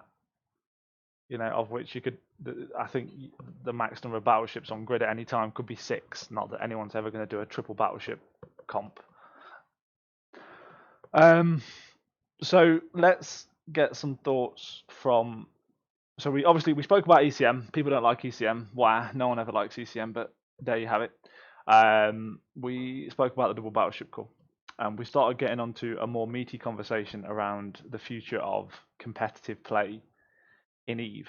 So from my perspective, when we've been setting, excuse me a sec, just casually dying. One of the clear messages that I personally, and I think others have seen, that CCP isn't really leaning towards bringing back the AT, which is sad. So and they want to put the power in the players to do more player-driven events and tournaments and whatnot. So the idea is that we make it more of an esport, something a bit more perpetual. Leo, what are your thoughts on EVE, the future of EVE sports, if you will? I mean, it's difficult, really. I mean, if you think about it from the outside, without any intervention from CP or the players, and I think it was mentioned also by Misty in the chat, EVE isn't really an esport, right? EVE in its core is not about fair fights, but it's about all the other things that, if everything goes wrong, might lead to a fair fight. But that doesn't mean that people who want to do something like that can do it. It's CP decisions if they want to support it, if they want to put in manpower into it. But maybe it's even fine if just the players do it. But if the players want to use the, let's call it, rule set of EVE ships and module system, which is of course very great because you can do lots of things. If they want to use that rule set to make own tournaments, I think that's totally something they can do. I'm not sure if pressuring CP to do it is always the right choice. No. I mean, one of the things I've seen with this, and something that's kind of irritated me, is a lot of people make a lot of noise about the AT being gone, right? And it makes sense. I was never involved in the AT. I don't have the same passion and involvement that others have had, and a lot of people have looked forward to it for the past however many years it's been running. But they want players to do their own thing, and yeah, why CCP? Why are you making players do? But the thing is, it's an MMO. Set up your own thing. Look at ECS, Theomachy, all that jazz. People are doing their own thing. So BAP begged me to bring him in. I didn't have time to set him up a thing on the screen, but he is here. So let's hear from BAP. Yeah, I'll be quick. I don't want to disrupt too much. Just two things. Video games that are supposed to be esports is like a very recent thing. Mostly just for money because it makes money if you actually manage to get there. Like if you're a League or if you're Dota, you make a shit ton of money off esports. Great. But most of the games that are the biggest esports today, they weren't built and made to be esports. It's just games that ended up being viable where it highlighted competitive play and it highlighted high skill players and people could make plays and stuff like that, right? The problem with EVE specifically, we don't really know if it could be an esports, and esports is a weird term, but we don't really know if there could be a competitive scene because there's nothing in the game that you can really do to get there, right? So why does CS:GO, 1.6 source, whichever one you prefer, why does that have like a really big esports scene? Well, because when people started playing CS, the game mode was the game. There's nothing you can do in EVE which highlights competitive play. You just can't get there. The closest thing we have is Abyssal 1v1s, which are so ridiculously limited and small scale and it's not team based, so it's inherently less popular, right? But in the current state, you can't really expect EVE to ever have any sort of big esports and competitive scene because your random baseline player can't engage with that content at all. If you take this 5v5 tournament, right? Like it's great and I love it, but all of the people that are in this Discord and all of the people that are doing this, you're looking at the top 1% of the people that were already involved with tournament at some level, right? Like even the weakest teams that we have in this tournament were probably people that have already played in AT, probably people who are already really liked the AT, people already knew about it, right? You're not getting random new players. Maybe there's a couple, right? I'm exaggerating a little bit. But the problem is you're never going to be able to get that baseline for like a ton of players and get that like, fucking 500,000 people watching LCS and fucking 10 million people paying for the Dota Pass or whatever the fuck. Because with the normal player that's playing that game, he's never exposed to that ecosystem. He never gets there. He can't like queue up a game or he can't do that. And so that's also why the viewership of AT is low, because the normal player, he just doesn't even know about it. I agree there. Like the main reason why comparatively the AT was still kind of popular probably wasn't because of the actual content, but most because people could identify with the teams and they were like, yay, Goonswarm versus Epidemic Legion in a match, that's cool, because they know about the alliances. But I mean, to be honest, not sure what your experience is, but if I, in my opinion, fly in an AT match and then, or even like 5 versus 5 match here, and then I listen back to what the commentators say is happening in that match, it often isn't really accurate anyways. Like Yeah. it's really bad sport to commentate on, to watch kinda, because you often just don't have enough information to actually see what's going on. But that's like a different problem, which is sort of the same thing. Where like we have no like practiced Eve commentators, right? We like if you look at a CS:GO tournament today, it's their fucking jobs, right? These guys have literally been doing it for like 10 years. And it's not the same to watch a CS:GO or a League tournament or a Dota tournament with like really good observators and really good commentators that actually have an idea at least of what's going on and are capable of transmitting information and making the show interesting, compared to Eve, especially in certain ATs where you've really had like the most random commentators sometimes with people who really didn't know what the hell was going on, and that will totally ruin your spectator experience. I think Mo- what happens sometimes, it's like an old player who doesn't understand the new meta and then gets it completely wrong when he's commentating. I don't know if you've seen that. Yeah, but I think observers are probably even the most egregious. I mean, how many times have you looked at a match, even in these 5v5s, no offense, but how many times do you look at a match and it's like zoomed in on a Vindicator for like 15 seconds while something's dying and it's like, what the fuck am I watching? Like, what's going on here? It's probably me Totally alt pointless. tab dealing with some bullshit, Right. to be honest. I'm not calling you out, right? I'm just saying that because No, but I agree. It happens in the AT as well. I agree. Yeah. But this is my point. This is the whole point I'm making, right? This is the point. Like everyone. I'm not saying let's make Eve into an esport, right? What I'm saying is CCP want to go that direction. That's basically what Hilmar said. Like whether they want to commit to that or not, I don't know. But the game hasn't got a format to allow it to grow into that. There is no literally queue up for a competitive match, right? Like someone said in chat, the closest thing you've got is an Abyssal Filament where you may or may not end up in a 1v1. I think that's how it works. So why don't we implement something like that? Why don't we have something where you can grab 5 guys, you drop your combat timer, you queue up for a 5v5, and it just fucks you off to a random system or even Abyssal Space, and off you go.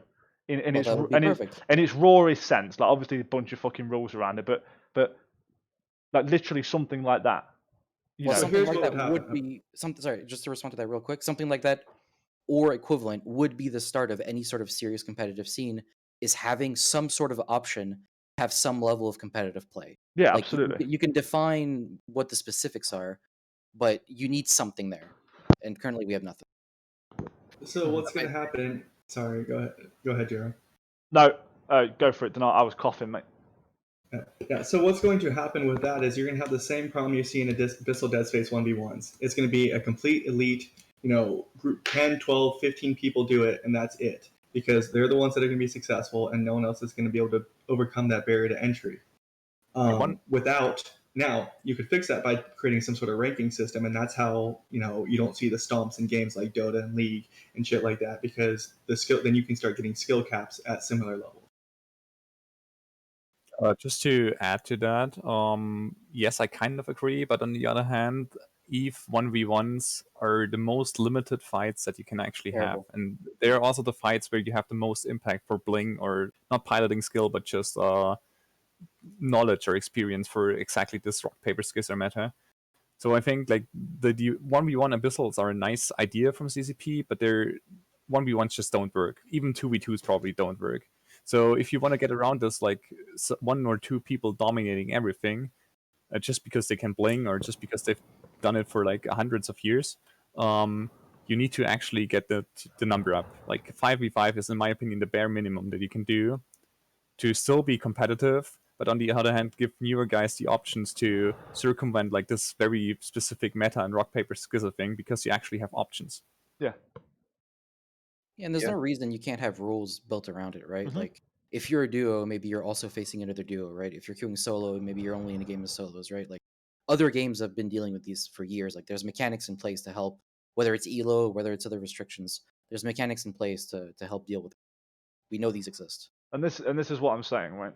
Imagine there is just literally, I mean, I'm saying this in its rawest term, and we all know that it's complicated, blah blah blah blah. But you literally enter a queue with X players. You find a match, and off you go, and it's done. And then that is your open system that anybody can do all the time, whenever. And then you have your structured league that goes alongside that. You know, be it a built-in system, be it player-driven, whatever. But there's nothing in place for that. And you know, they want to make an e-sport out of it, right? But you know, Counter-Strike didn't become an e-sport until, you know, it went Half-Life, it went Counter-Strike, people started playing against each other. I don't know what the initial competitive scene looked like for something like Counter-Strike or Quake, but I imagine somebody said, "Oh, we're quite good at this. We could do this as a team." Yeah. You know, Like developers get involved in esports when it starts becoming profitable. Mm. No developer has ever wanted to like boost up esports unless they knew it was going to be profitable later, Yeah, right? So if you agreed. take like CS, it has no support at the beginning. Why does Valve support it now? Because fucking 500,000 people watch it and it makes a ton of money. Same with Dota, same with League. All these things are like players playing, and then it's like eventually, oh, wait, if we actually put a little bit of money into this now, we can probably make even more money. That's when the dev support comes in. But you have to build the baseline. If I can chime in here, I'm not sure if I'm playing devil's advocate or if that's really my opinion, but I'm just gonna go. I mean, it's weird coming from me, who of course has participated in all the ATs and has really enjoyed it, and also I'm part of this 5 vs 5 thing here. But you really have to consider if it would be wise for CCP to actually do that. If like EVE is a game that, let's say, should be an esport. I mean, of course, you say that games like CS and stuff have developed an esport scene because the publisher noticed that they can make money with it because it increases the people who are interested in the game. I'm gonna argue that games like CS:GO or LoL or Dota are fundamentally different from a game like EVE. They are, from their base on, competitive games where two teams are matched against each other. EVE is, of course, very similar and like very different because, and I think that might be one of the reasons why lots of us got into the game, because it's not just you play a game versus some random dudes and then next day you're gonna play like a random game versus other random dudes, but it's a universe where you actually care about what's happened. And I always notice it if I talk to some people on like meetups. When you say, like, when you ask someone, what did you do 3 years ago? They can always tell you what they did in EVE 3 years ago, where they were in nullsec, in lowsec, in highsec, wherever. You don't have that with other games. So CCP really have to be careful. Maybe it's gonna, of course, torpedo all this talk we're doing right here now. If they think it's gonna be worth it, it doesn't mean that they shouldn't support people who want to do it, but if it's worth it to try and turn EVE into an esport, or if they should rather put those resources into maybe building the sandbox side of EVE, like let's say news podcasts, news streams and stuff like that. Yeah, but you're right. I agree, and I think that maybe this is completely conjecture, so I haven't heard this from anybody. But if you look at what they're doing and what they've said, right? So Hilmar openly on a stream said they want to make EVE into an esport, or they want some kind of esports element, right? But they don't know if it's profitable or if it's worth it, which is understandable. And you know, you're right. An MMO that's this old and is structured in the way it is, on the face of it, you'd think it's no place for an esport at all.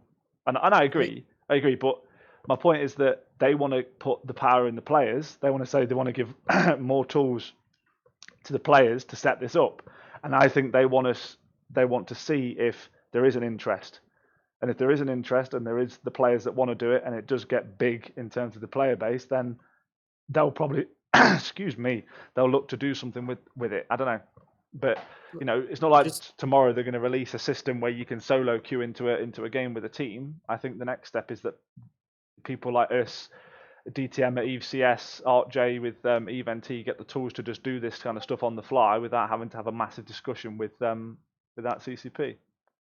Just to be clear, like, I'm not saying that we should replace the entirety of Eve with an esports, right? Oh yeah, I think both can probably coexist and stay alive. Like, if you take maybe more, because we talk about like CS:GO and League, like these are like the huge examples, right? We can talk about more accessible levels of esports, right? Like if you take something like World of Tanks or even World of Warcraft, these have mid-tier, semi-accessible esports scenes that they have tournaments and there are money prizes and there's things going on and people can be in the client and can practice, but no one necessarily says like the point of World of Warcraft is the esports scene, right? No one really cares about that. Like the general player, he's not like a hardcore 3v3 player, but the game mode exists and you do have esports and there's competitive play, and then that leads into a tournament scene and an esports of some size, of some level, right? Like if you take World of Tanks, you can queue up with your T32 for your the 7v7 mode, I don't forget the name, and you can have like almost the equivalent tournament type that they have, which isn't like a normal battle, and you can do that, and then you can go and you can do like the ESL weekly tournaments where they have like $50 type prizes, and then occasionally there's more stuff, right? So maybe that's what we should be aiming for as the esports Eve community, rather than like CS:GO, which is absolutely totally out of our grasp, right? Oh, good points. Yeah, I've got no illusion that I'm not here doing this thinking next year Eve's going to have 500,000 viewers watching worldwide of people that don't even play the game. But there's a want, there's a desire. If people say, well, where's the want and desire for a competitive format? Well, I've got 130 players playing in a 5v5 league here with no prizes in a format where we can't enforce the rules entirely, but people are still here wanting to play in this format. And it's not a massive base, it's not a massive format. We've got the attention of basically the AT crowd here. And like if you look at actual AT, like I don't remember if it was the year before last where it all kind of went to shit, but we needed to have play-ins because there were too many teams, right? I mean, the format was 64, and I think there was like 89 teams that wanted to play. Like even if you do a bare minimum, that's almost like 1,000 players. Like you can build stuff off of that, and I'm sure that if it was more accessible, you'd probably have even more teams and even more people willing to put down the time, right? Yeah, and that's what it comes down to. And this is what I said earlier on, especially about the AT. People said, "Oh, I was playing the AT with 50 million SP." Whatever. It's if you want to have something competitive and get maximum engagement, it needs to be accessible to every single player, even if they don't like. Again, I'll compare it to League of Legends and to CS. You buy that game and you can play competitively in some way. Like it might just be a casual game, but it's competitive to a point. It's reliant on you. The guy playing across from you has no advantage other than having played the game longer. Which is, obviously in Eve you've got things like skill points and ISK and blah, blah, blah, blah. But if we have a format where that doesn't matter, the guy who's been playing the game a week can go, fuck it, I'll just give this a try and see what it's like. So you're saying the format should be don't play Eve, because you're just describing something that's not the game. Well, yeah, but here's the thing. Okay, no, I hear your point, and I'm glad someone raised this. There's at least, take BAP, Jose, Wild Things, Vordak, a bunch of people that are playing in this format, they don't play on TQ. Hey. What I was going to say is it worth separating from TQ? Because I think that's part of the problem with the general game as well, is because there's consequences on TQ. You don't want to lose money, you don't want to shit up your kill board. I think there needs to be a balance there, right? Yeah. Because people like the AT for that, and I liked it for that. Because if someone's going to field, 500 billion is going to ship, I want to make sure they fucking lose it. But at the same time, that in itself, that element of the competitive gameplay that was in the game is a barrier to just playing it casually and trying it. To be honest, honest, it's not a casual game though. I don't understand this comparison. Like, there's nothing in Eve is casual, like at all. So why would introducing like some arbitrary, weird league system or whatever you want to call it make a difference? To try it, because to think about it, right? Think about it this way, right? But CCP won't invest in just a whim, right? No, they're not going to. This is why, from my perspective, and what I think is they want to give players the option to set these things up, right? Because if they see engagement and interest, blah blah blah, they'll probably do something more. But my point is this: if you've got the casual guy who wants to try it, he can do it. He can do the casual and not have to invest the ISK. But when you have something like the AT or a subsequent replacement, that does require you to play on TQ. That does require ISK investment.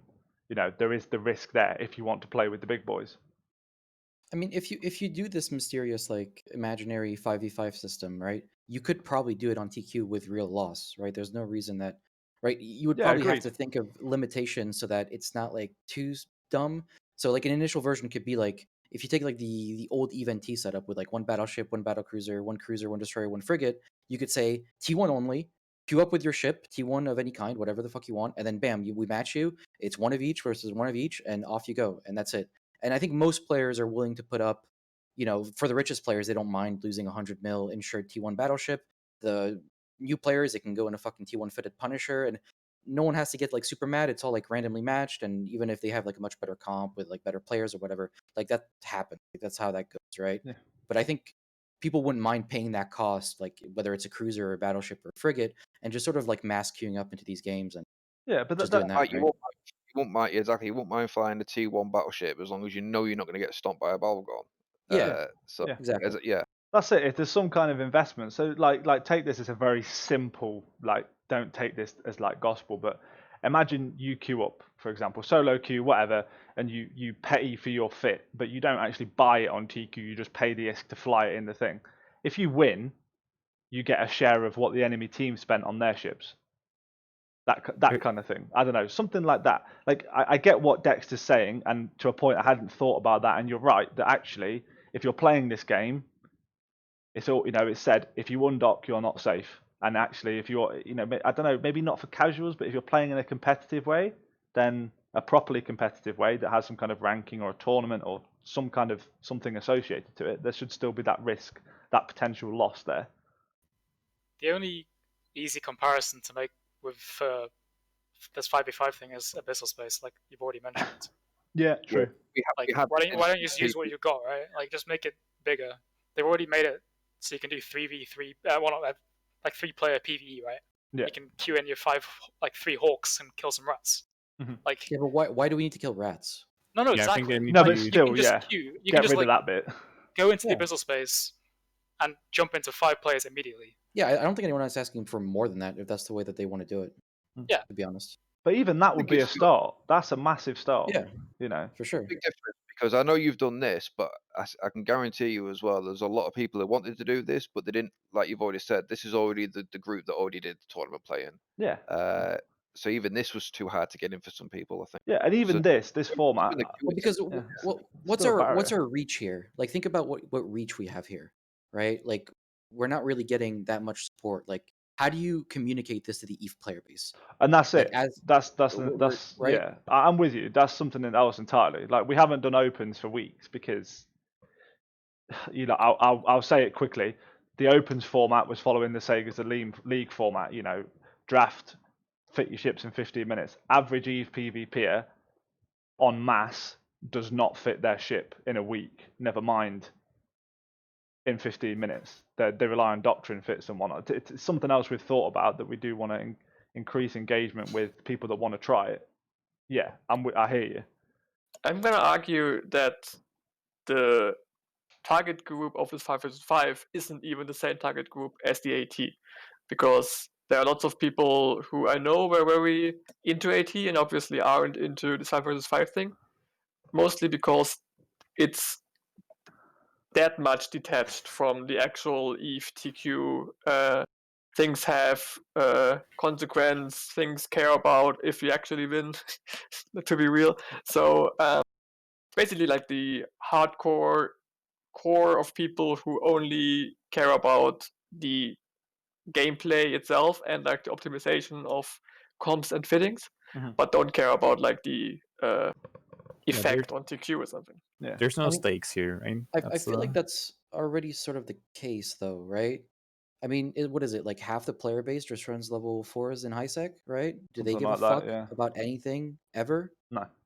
Well, that's Probably not. more of an issue with like EVE in general. Well, Like okay, there's sure, so but many, there's not that many people playing EVE, but of those, everybody plays it differently, right? right. Like, Like how I PvP, it takes so much effort for me to PvP on TQ. I've got to like find a good wormhole. I've got to go out. I've actually got to find, catch someone and hold him there long enough for someone to come and help it.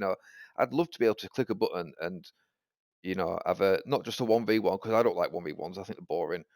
But like, join the queue. I like the idea of joining the queue. So if you want to make that a little better, what you should do is not do personal standings, but like alliance or corp like standings. Say X Corp, has a 60% win rate in this queue thing. That could get some more general knowledge and more. It would spread the idea out to more people. Yeah. I see what you And mean. the for other, Yeah, it ties back in with what's been already said about, people want to get behind a banner, and that is the TQ thing. Fucking get behind goons, get behind your corp, whatever. And yeah, imagine when you show info on a corp, it shows their open ranking for the season or their overall ranking or the number of wins, losses, I don't know, that kind of shit. Well, Yeah. you get your kill death ratios, don't you, and things like that. So, Oh, that's a dangerous game. That is. no, but that's what Bat mentioned. World of Tanks, or whatever it is. Yeah. That's what they joke over. I've got my kill ratio, whatever it is. I don't think introducing stats is a good idea because they already killed the game already with Z-kill. Yeah. Yeah, I mean that's pretty much what you have abyssal only kill boards, right? Yeah. That's pretty much what those are. Yeah, but you definitely need something that says that person is better than the other person to have this ranking system. Otherwise, It can be yeah. hidden though. It doesn't need to be public. Yeah. I think more at corp or alliance level is more. I think win rate is already like a very decent start. Yeah. Yeah, that's it. Just win rate. Yeah, that's a good one. the other thing that like we kind of mentioned, like this, like having this on TQ, like this kind of like let's say just 5v5 abyssal thing where you can just queue up and well, it's like makes the barrier of entry lower, so you actually get more people trying it. What it also does, and I think that's actually really important, is that it kind of introduces people to the format itself if it's the same. So if you then have this like yearly final event, like the AT, for example, or this like esports thing, this decoupled from TQ, you have actually people understanding the meta there, or not just the meta, but understanding what's going on. And I think this is kind of what's missing in current AT, because nobody that hasn't flown in the AT can actually have any grasp of what's going on there. Yeah, that's just because there's no equivalent on TQ. There's no like casual thing that you can do.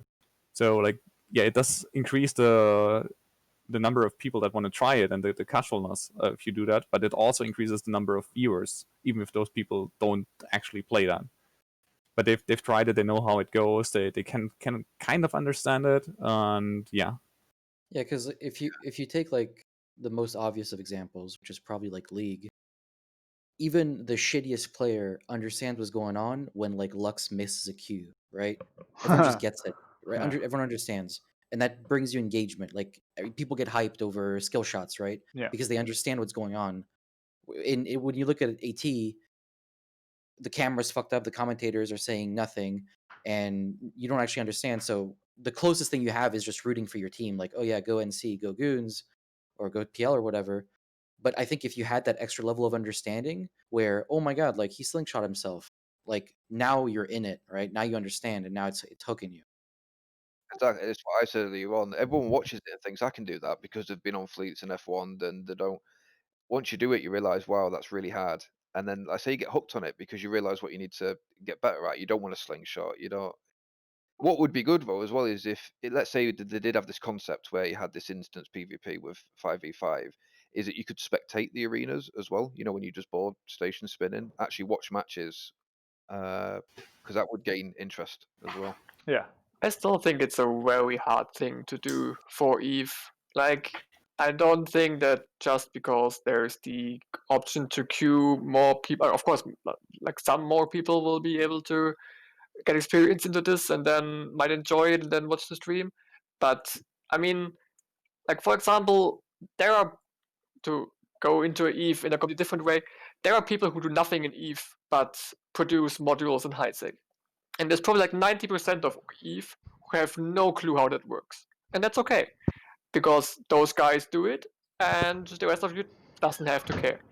And I think that's the case for almost all things in EVE. Like, of course, people could say, yeah, I'm joining those fleets, so obviously I have a rough idea how FCing works and how big fights in EVE work, but in the end, they don't.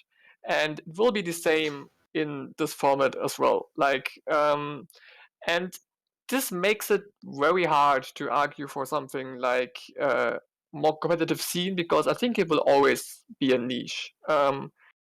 Because all things in EVE are a niche. Like EVE is so big and there's so many different things you can do there, which is the great thing about EVE, which makes different kinds of people meet. Like, of course, you in your Arturus kill this guy in the Procurer because he doesn't really want to understand how PvP works, maybe.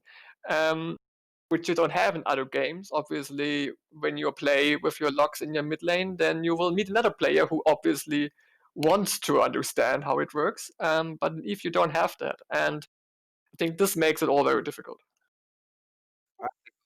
I think in every crab there's a PvP, but they're just too scared to try because of the consequences. Some people or just they've don't been care killed. Yeah, I Yeah, think I Yeah, agree people with that don't Leo care. here that Well, people just don't care. Yeah, and Yeah, maybe you don't care, but you might be right, but I'm not sure that we know that because we just don't have the option there. Yeah. Like, if tomorrow CCP releases the 5v5 and nobody fucking uses it, it's like, oh, okay, well, it looks like I was wrong. Like, apparently people don't want this, right? Fair enough. But it's a little bit rich to say that today no one's engaging with it, but it doesn't exist. So how would you gauge that? Exactly. Lowsec was great. The faction warfare was great until you got, and everyone liked doing it because it was cheap. You did it in a T1, but what ruined it was snaked gammas because nobody wanted to go there to get killed by something, and the only way to kill it was to go something equally as expensive, and then you're risking a lot more. So, but faction warfare is a great example for me. For you limit what can come in, and you was going for a fair fight at the start. It was great. Of course, you could then argue that isn't the fact that the fight isn't fair the main thing that is appealing to EVE for lots of people. So yeah, it's difficult. yeah, but I kind of want to add to Leo because I kind of agree. But on the other hand, I think it doesn't need to be more than a niche, right? It doesn't need to be this dominant thing. It's perfectly fine for it to actually be a niche, like for example, like industry or like just low sec PvP. Or Abyssal 'Cause it's- PvP. Yeah, or Abyssal PvP, but like just having this competitive scene within the game as a niche instead of just not having it at all, I think is already like one good thing. And then if it doesn't work and if it dies out, okay, then yeah, we're wrong. But currently we don't even have this niche. We have absolutely nothing. And I think like giving it the chance to have this small part is definitely worth it. And this is I mean, go on, Ben. sorry. No, you're good. I was just you're gonna say, like, it looks they spent a decent amount of time and effort doing Abyssal PvP. Like, how many people actually engage with that? Not many. But right, Not many across the entire So- player base. I don't think so. Anyway. because they went with something like really convoluted. I'm not even sure why they bothered adding the PvP element to Abyssals. It was really weird to me that you would have, presumably trying to appeal to PvP players, but they have to like clear this room first with PvE.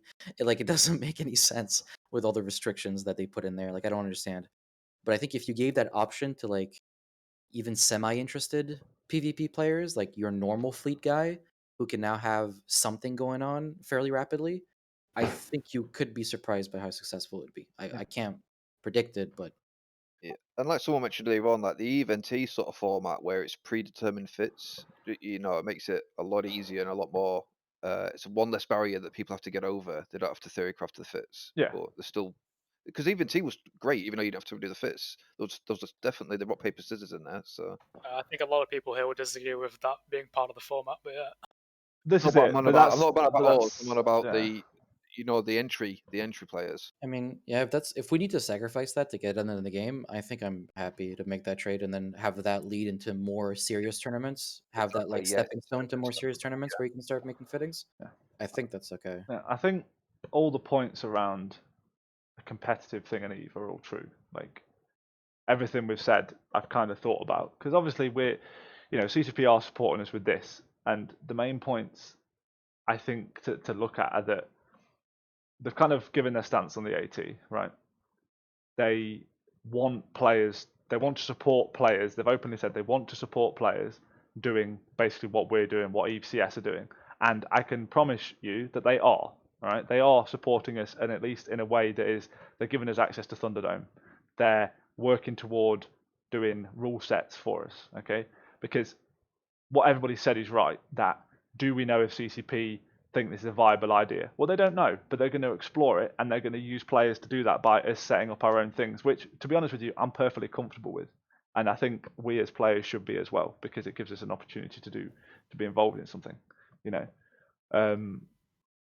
And I think moving forward, this is going to give an indication: is it actually worth them investing development time in? And then we'll see where it goes. Could we actually talk about rules for a bit? If you want. Because okay, so how it works right now is we're already, for argument's sake, let's say we're 2 months into this quote-unquote league, and it's already pretty obvious that certain ships are pretty strong, and certain ships aren't pretty strong.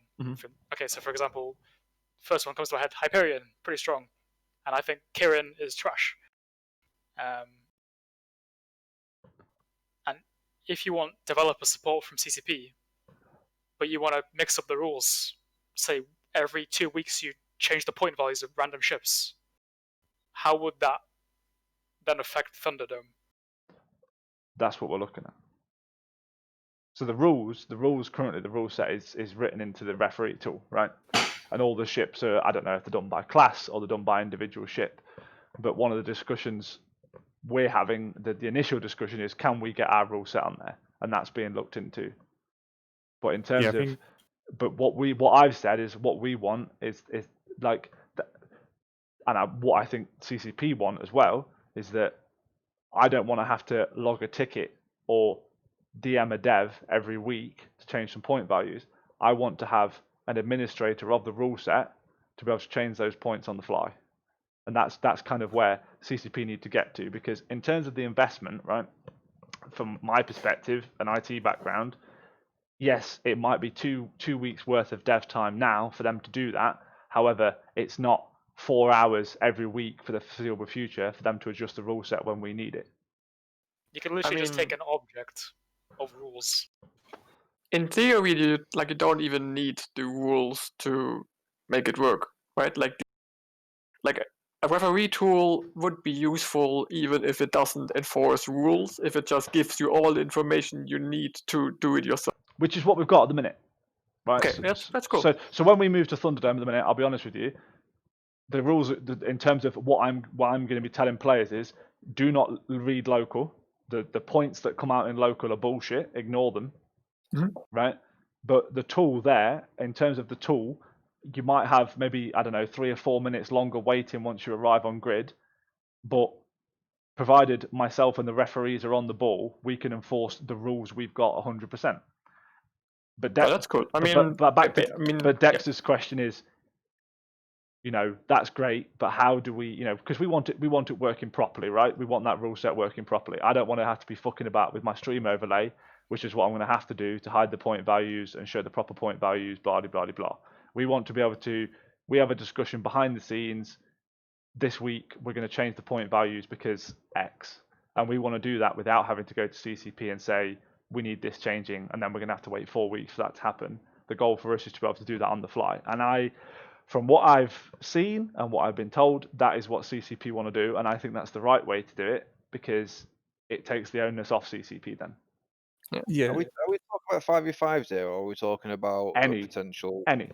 All So right, yeah, we're not the only ones. I mean, in terms of like, I don't know the scope of, you know, max player size. The tool at the minute, the BayArtJ might be able to tell me if he's still in chat. I think the tool caters for AT size or whatever the invasion series was. It might even be more. But DTM is going to be using it for his as well. So he's using it for his 1v1s and 2v2s and whatever the hell he's got going on. But ultimately, that rule set, that needs to be customizable by the manager of whoever's running it. That's what we need. I'm not even if this is the correct discussion here, but anyways, I think you have to be very careful to not like put too much work on CCP there. Like maybe that's just my experience with EVE, but maybe it would be worth it to just let them focus on you getting the information you need, and then just doing all the actually checking against the rules set just yourself.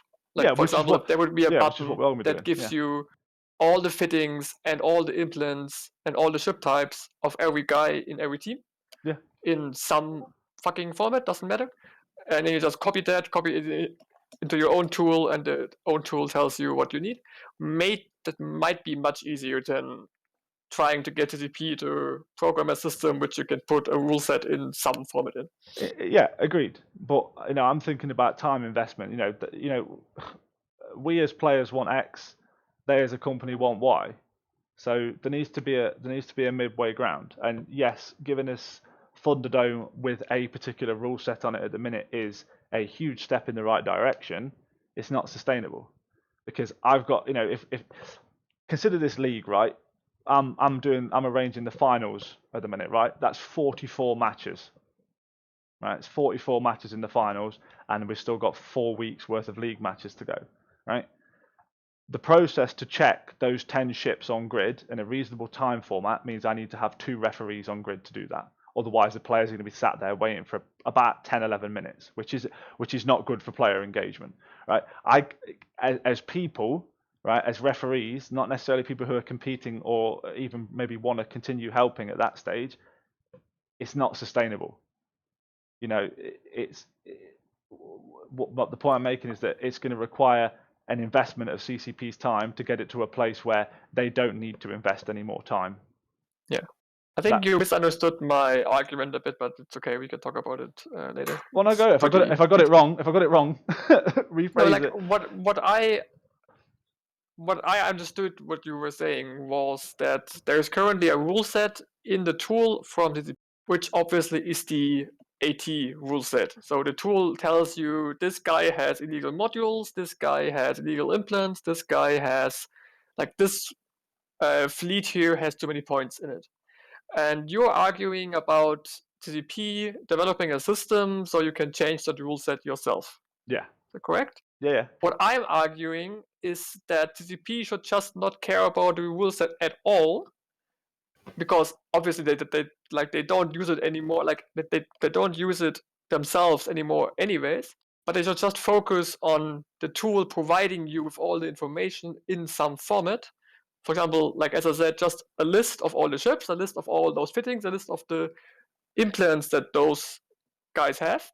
And then you just let the guy who is currently programming your website program a small tool where you copy paste that in, and it instantly tells you if it works or not.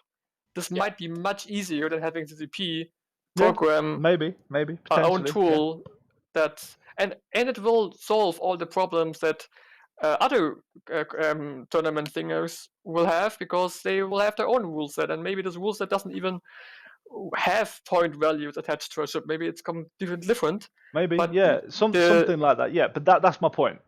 My point is that we have something where we minimize CCP's input. Maybe that is a better solution. Aurora's just probably furiously written that down and is now fucking DMing a dev saying we've got a solution. But yeah, I like it.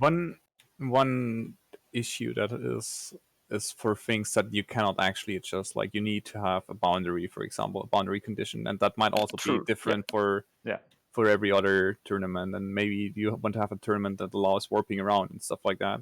So there still needs to be some CCP input to handle those kind of situations where the actual tool reacts to something that's going on. Yeah, of course, it isn't a solution for everything. But it's probably just easier to enter the arena size than to have a whole rule set. I think if I'm not mistaken, based on what I've seen on Thunderdome, the arena is actually an anchorable item. So I'm wondering if that might be something different, because I don't know, but they had those anchorable things, for testing. Can't really remember the interface anymore, which I used in Thunderdome back. The thing that completely baffles me with Thunderdome and CCP's adjustment, and I just don't know it, but I would really love to know it, is it cannot be that hard just from a programming perspective to get just read JSON in with the point value. If you actually build a tool that's adjustable, Mhm. and I would really love to know how the current implementation of the tool is like actually looks like, because it needs to be like insanely hard coded into some weird thing for it not to be adjustable like I that. think Probably is. Yeah. it, You're on from- about like you click the drop down for Hyperion and go from 30 points to 33, that sort of thing. Yeah, and my point is that if you need you do need to make it adjustable somehow, and you need to kind of have it modern anyway. So you need to make some adjustments, and if you do those adjustments, I think they will be much harder to do in general than just like some kind of trivial like read a JSON and assign or read a drop down and assign a value. So I think if they actually touch the tool and if they actually manage to rebuild it and like do something else, then I think the actual time investment that's needed to make those point values customizable, get damn it, language is hard. But yeah, then like this kind of part is actually small in comparison, just from a dev point perspective. And But just- as I said, I don't actually know the code base. So. I mean, the problem is like you can think about the rule set being as difficult as you want, right? Like in AT rules, there's a flagship, so one ship can have any module, and maybe you want a rule set with 2 flagships or no flagships, or maybe all ships have to be faction fitted. So I think it's a very slippery slope, which with an inspect tool might be. I completely agree. Yeah. The thing is like, Sorry. just for the Twitch viewers, the thing like the flagship implementation was in the last iteration that I actually played on actually not implemented, but you just ignored the errors. Oh, right, the rules, yeah. Yeah, there is probably- a flagship Yeah. interpretation, but you as a referee have always the option to ignore errors. Yeah. And often, like there were some cases where errors were ignored that shouldn't be ignored on flagships, Wasn't there a case of like an A-type Invu Vargas or something? Yeah. something like that. There was The more only- than one. The only other consideration About the human error. using the tool and used it recently is that all of this inspect and whatnot happens when the ship is on grid. It's too late. You Yeah. know, rather than like the referee tool occurs when the pilot's in the ship. Like this, it's all details. But like, let me tell you that like there's menus you can get into with the referee accounts we've got where you can look at you can basically pull up all the raw attributes of the ship and you can look at what's fitted to the ship and you can make a determination that actually that ship's got more power grid than it should. There's no power grid modules, therefore there's an implant in play, or you know it's got lower sig and they're in halos. That kind of obviously the tool flags things like pirate implants, but yeah, it's a good idea, Leo, and we're yeah, I'm taking. Casper, who's joined us by the way, has already smashed that one to Aurora. From the previous ATs, then did they have to rewrite the rules each year? You know, because obviously you had the Yeah, you know I believe so. Apprentice was cheaper that year, and was it the same tool just rewritten, or did Yes. they already have that? Same. They somehow managed to adjust it from both 12 players to 10 players, and actually I don't even remember if the number of players mattered. I don't think it. If it goes down, I Um, wouldn't have thought so. They actually adjusted the points. Yeah. Just put it in chat. Yeah. Well, I mean, I'm pretty sure that it only existed for like 12 players, and then in the other ITs with 8 or 10, then it always had some empty slots, right? Yeah. So I I'm think- pretty sure they try to have to change as little as possible each year. The I also thing is, remember I a think- time where the bars just started out of bounds anyways because DPS values got so high. It was Yeah. quite fun. Probably when they introduced the Leshrac. Yeah. To be fair, You're it gonna, probably is an break the double exceedingly option poorly matter. coded program.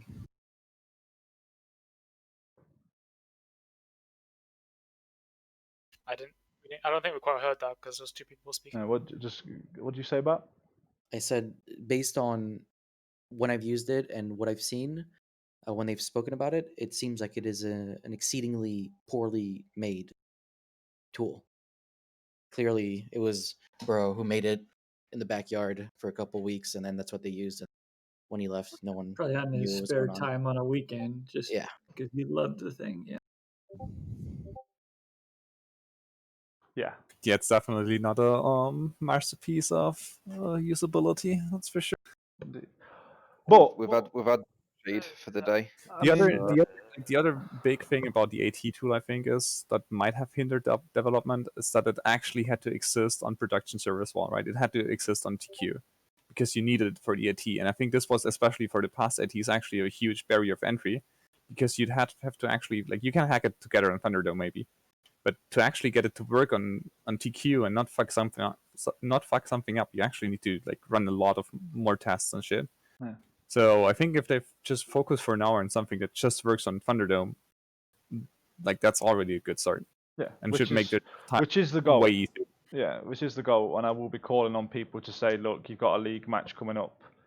I want to play on Thunderdome. Oh, and on that, for the captains and other captains listening, the way Thunderdome accounts are going to work is that I have actually had 130 player accounts from Aurora, and they're going to be distributed on the website. So what your players will need to do is log onto the website, and on their profile there'll either be a button or the credentials that is assigned to them will just be there, because I can't be fucking arsed manually giving all them out. So it'll be done via the website for everybody sure to you- use. Crazy names. How what? You have the crazy names, or can you have put your own name? No, in you can create your own. I'm going to do a little guide for you, but you create your own character and you do / give all skills space super and you get all skills. One You thing have that a I, different name. Is what my question, because you had last time we did it, we had everyone had the same name pretty much. No, as I said, you can create your own character. Oh, So yeah, you sorry, just yeah. create your own character with your own name. Obviously, we'll know who's got what account. There's going to be some hard words around. Please do not fuck around on TD with the accounts or do anything stupid. But yeah, that's happening soon, very soon. I was just discussing with Dex with the whole inspect idea. It doesn't even have to use the tournament tool, right? Like, No, if it you just doesn't. give referees a button that they press and then something tells you every fitting and every implement on every person on grid, it's almost like that's enough, basically. Yeah, that's to pretty enforce the much rules. there. Like you can do in terms of the only thing that's lacking at the minute, right, is looking at implants. Okay, but you can make a judgment call on that by looking at the stats of the ship, and you're gonna know. Like, so pirate implants get flagged by the tool. As far as our rule set's concerned, it's the 3% and below that won't get flagged. You could just let them in. If everyone's gold, then what does it matter? Not a discussion. Not a discussion I'm gonna have now. Okay. There will be a yeah, hoodie. one thing that I will say is, like, right now, I don't think there's any purpose to switching to Thunderdome, because it seems like the only reason you would really want it is to have additional security if you're going to give out prizes. So and that is the gist of it. And yeah, and that we do need to switch to Thunderdome because we need to switch to Thunderdome because Check the viability of it, like consistently with the tool. wait, because why? Because we're doing it on Sissy. And it's And not. Because Sissy don't like it? sometimes CCP introduces new skills, and then you put those skills in your skill queue, and then you it's not try to restart your client, and yeah. it doesn't work anymore. It's not a stable place to host finals or a tournament. Ultimately, it's a Sure. QA testing tool. And like today, which is why we're hosting Captain's Chat today, there is a mass test going on, which is why I pinged captains earlier today and said, please do not play any matches today as there is a mass test. And it could go tits up. So that's it. And ultimately, it's just going to be, it's the integrity of the match. We've been super lucky, super lucky thus far to not get some prick ruining the day, right? And Thunderdome gives us that security. Yeah, it would be annoying if it was on a really clutch match and somebody warped in and ruined it. Yeah, and you had to replay. imagine that match on Sunday, second leg between Goblins and Zero Talent got trolled. Jose didn't warp his ult in just to throw it and then get the rematch. And you just gave me an idea. and Aurora's hit the nail on the head. Then we'd have an accurate count of Casper 24's boundary count. F you. Yeah, you know. So basically, what you're saying is we can't do it on Sissy anymore. No, we because can. they don't want it. No. I want to move it off Sissy. No. CCP have not said get off Stop, Sissy. Dexter. They have not said that Well, to us at all. you implied that for sure. Well, yeah, I've implied it, but they haven't said that. So you can can try and big brain it out of me all you like, but I'd like to do it on Sissy so I don't have to have as much fucking worry about people warping in a super into a match. See, look, you got it in chat. Look, there's your official line from CCP Dex. Go eat a bag of dicks. I mean, I'm not here for an argument. I'm just asking a question. Okay. This was supposed to run for an hour and a half. We're now at 2.5 hours. I'm willing to continue the discussion because it's a healthy discussion. How I have want they to know. lost? I want to know if Jose's opinion on Jose? Jose, if his opinion of cheese jams has changed from last week to this week, if they're a good thing or a bad thing. No, it hasn't changed. It's just like we knew this from the start. Everybody knew it from the start. ECM is there. Everybody has the opportunity to use it, and if you use it, and if the enemy uses it, there's just randomness that can happen, and you just get used to that. It happens. I've got to ask Jose, did you go back and watch the VOD?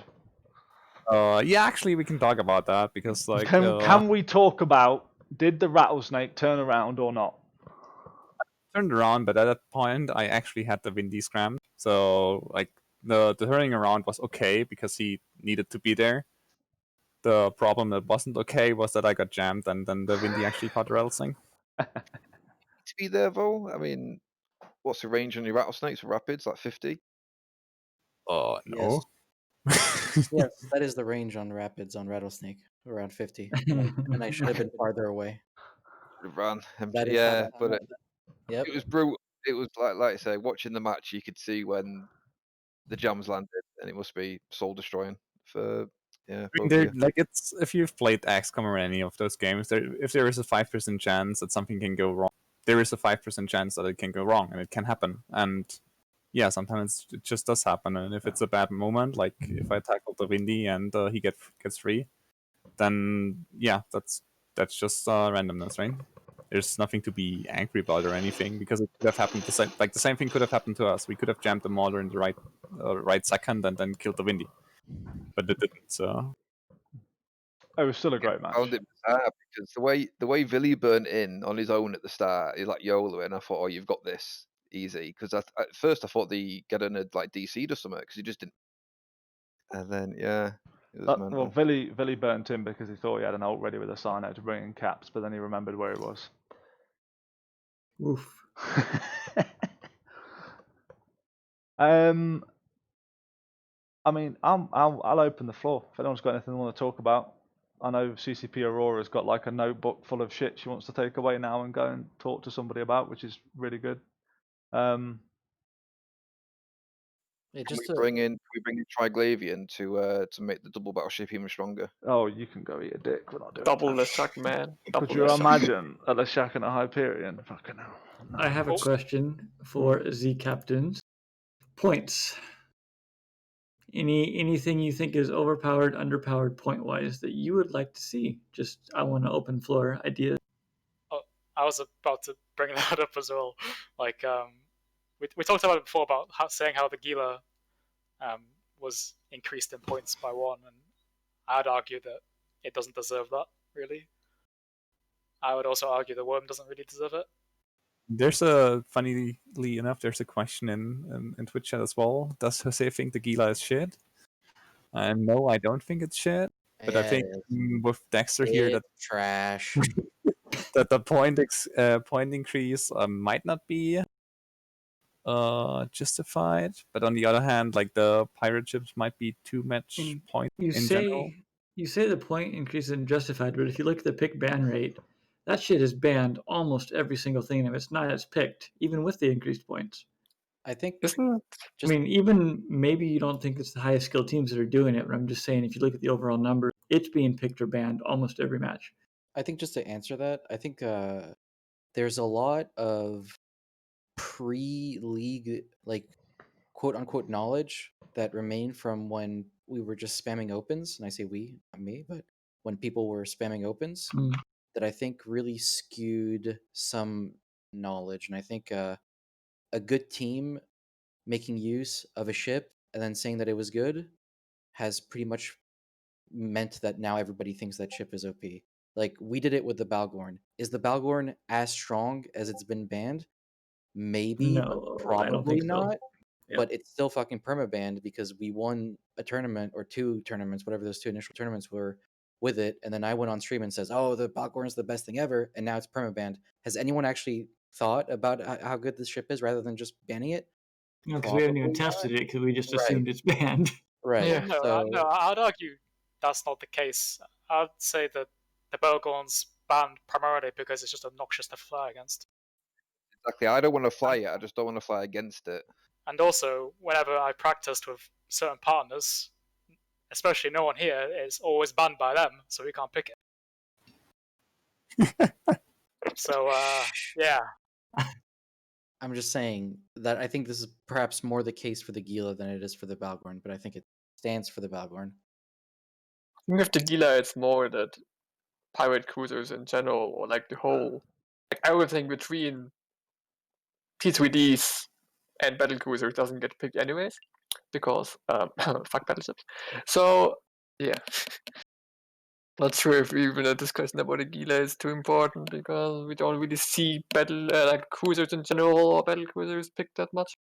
All right, so you talked about Gila and Balgorn like specifically, but are there ship classes, maybe like Logifrigs or even the cruisers that, honestly are, it's better to pick a Mauler than a freaking Executor. Like what do you think should be done about that kind of thing, or do you think it's good how? Well, I guess you weren't here, but when we were talking about the double battleship stuff, like, apparently most people seem to agree, or most people haven't found the counter or haven't revealed the counter to, some sort of double BS core, and everybody at least seems to agree at face value that it is the strongest right now.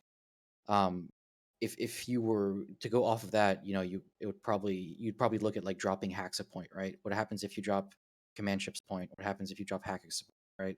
What happens if faction cruisers are 16 instead of 18, right?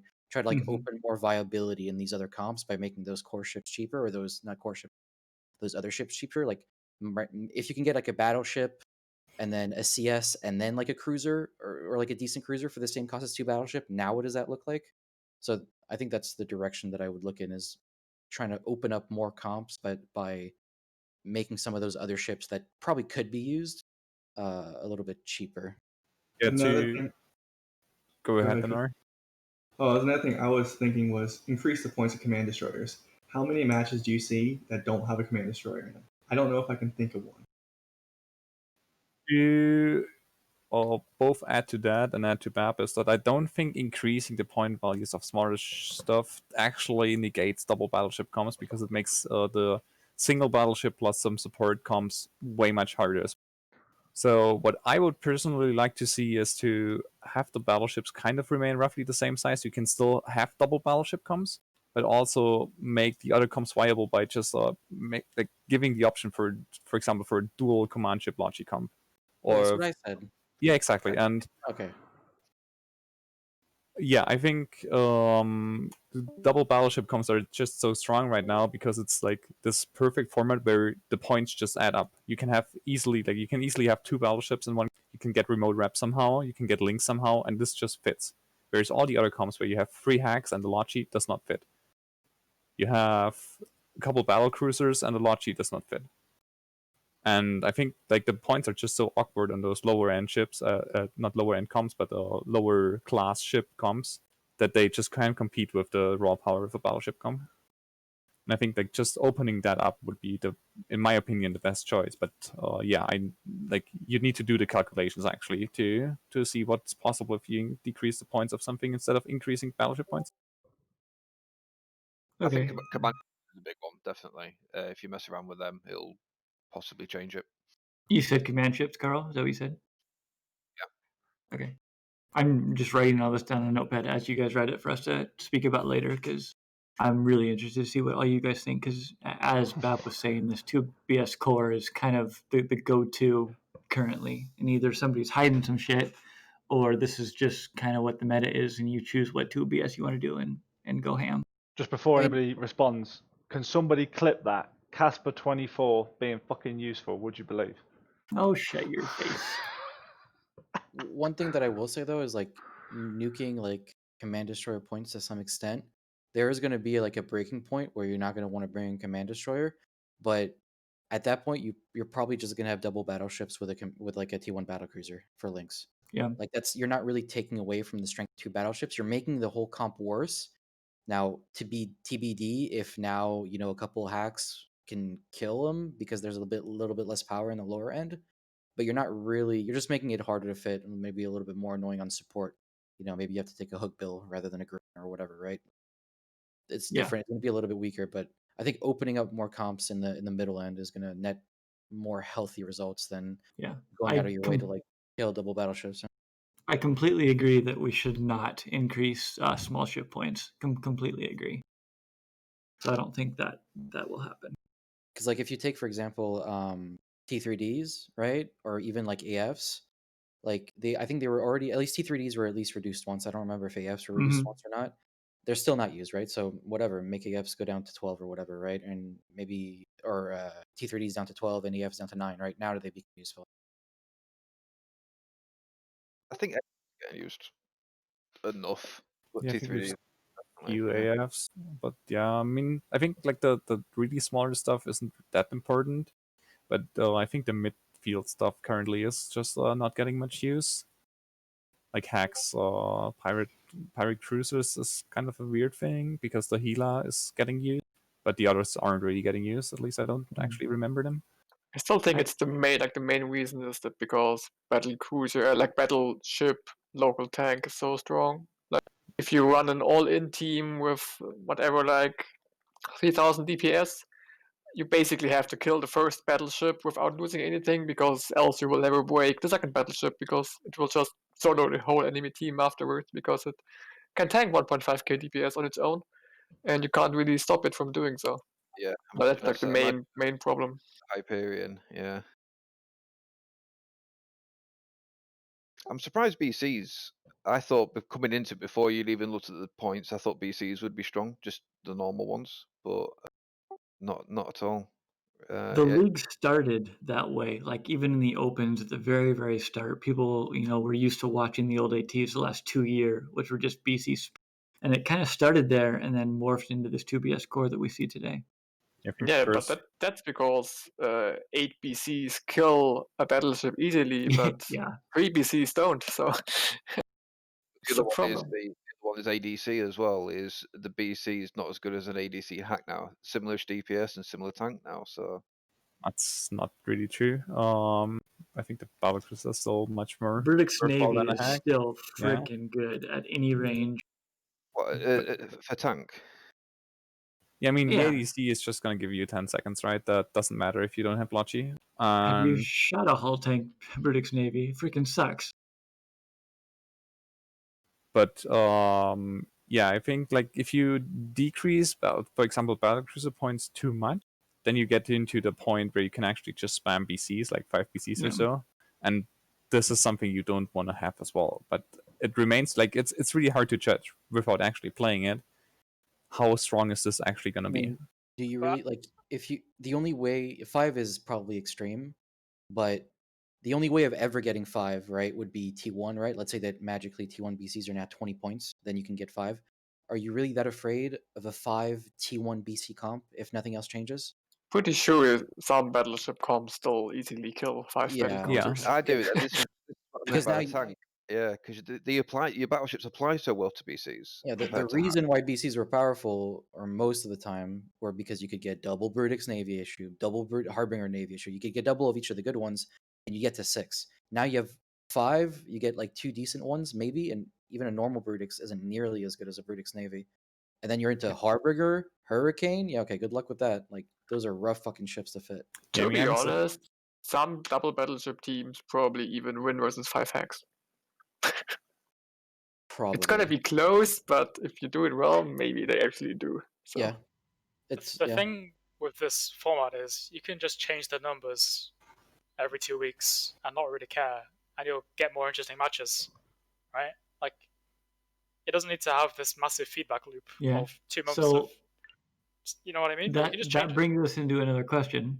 would you guys like that to happen? Would you guys like it to change points every 2 weeks? I know when we first started, it was kind of a big deal that people didn't want us to change points too often.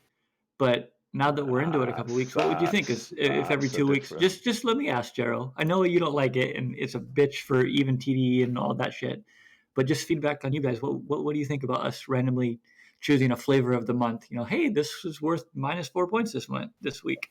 Okay, I think- can I answer that first? Mm. Because I think on one end, you may think that the meta currently is stale, but you don't know, right? And like for me personally, it took me kind of a long time to get to the point where I feel like this is currently the meta. So changing the points in between there might not actually have me arrive at this point. So I think you could do the point changes, and I would welcome them. But the current like pace of the league with 1 match a week is too slow to justify a point change every 2 weeks. That's my personal opinion there. Yeah, Okay. I think there's probably a middle ground. Maybe 2 weeks is a little bit too quick. Maybe a month is like okay. Well, I don't know how long has it been now? Like 2 months, I guess. Maybe a little bit more that there's been no changes. When were those Gila changes? 2 months ago, about. I think it was like the week the league started. Yeah, So when, before the actual yeah. proper league started, it was still in opens at that point. King So of the Hill. how long ago is that? I literally don't know. Yeah, probably for 2 months. It's Yeah. for matches. Actually, no, it should be 1 month. So 1 month sounds like it would be like 2 weeks sounds a little bit too quick. 1 month sounds like it would be a reasonable time frame. I mean, fuck it. Like it's a fucking balance patch, right? Like you get a Yeah. fucking, it happens. Like even in competitive games, things change. Something becomes meta. The goal at this point probably shouldn't be to like go out of your way to shake things up.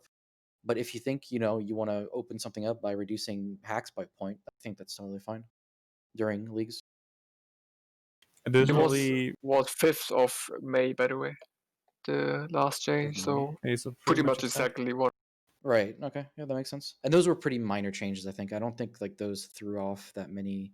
Like since it was just like literally 2 ships and not like an entire ship class, I don't think it shook that much up. It also was Logifreak, Dictor, and Scepter, which also didn't really do much. Yeah. Yeah, one thing I'm gonna add one thing there. Like considering the pace of the league as well, I think changing the points might rekindle some spirit in theory crafting as well for the captains. So I'm not really opposed to it. If it doesn't happen prematurely, so that you actually cannot arrive at a reasonable meta conclusion. Yeah. All right. I'm going to, again, move along quickly then.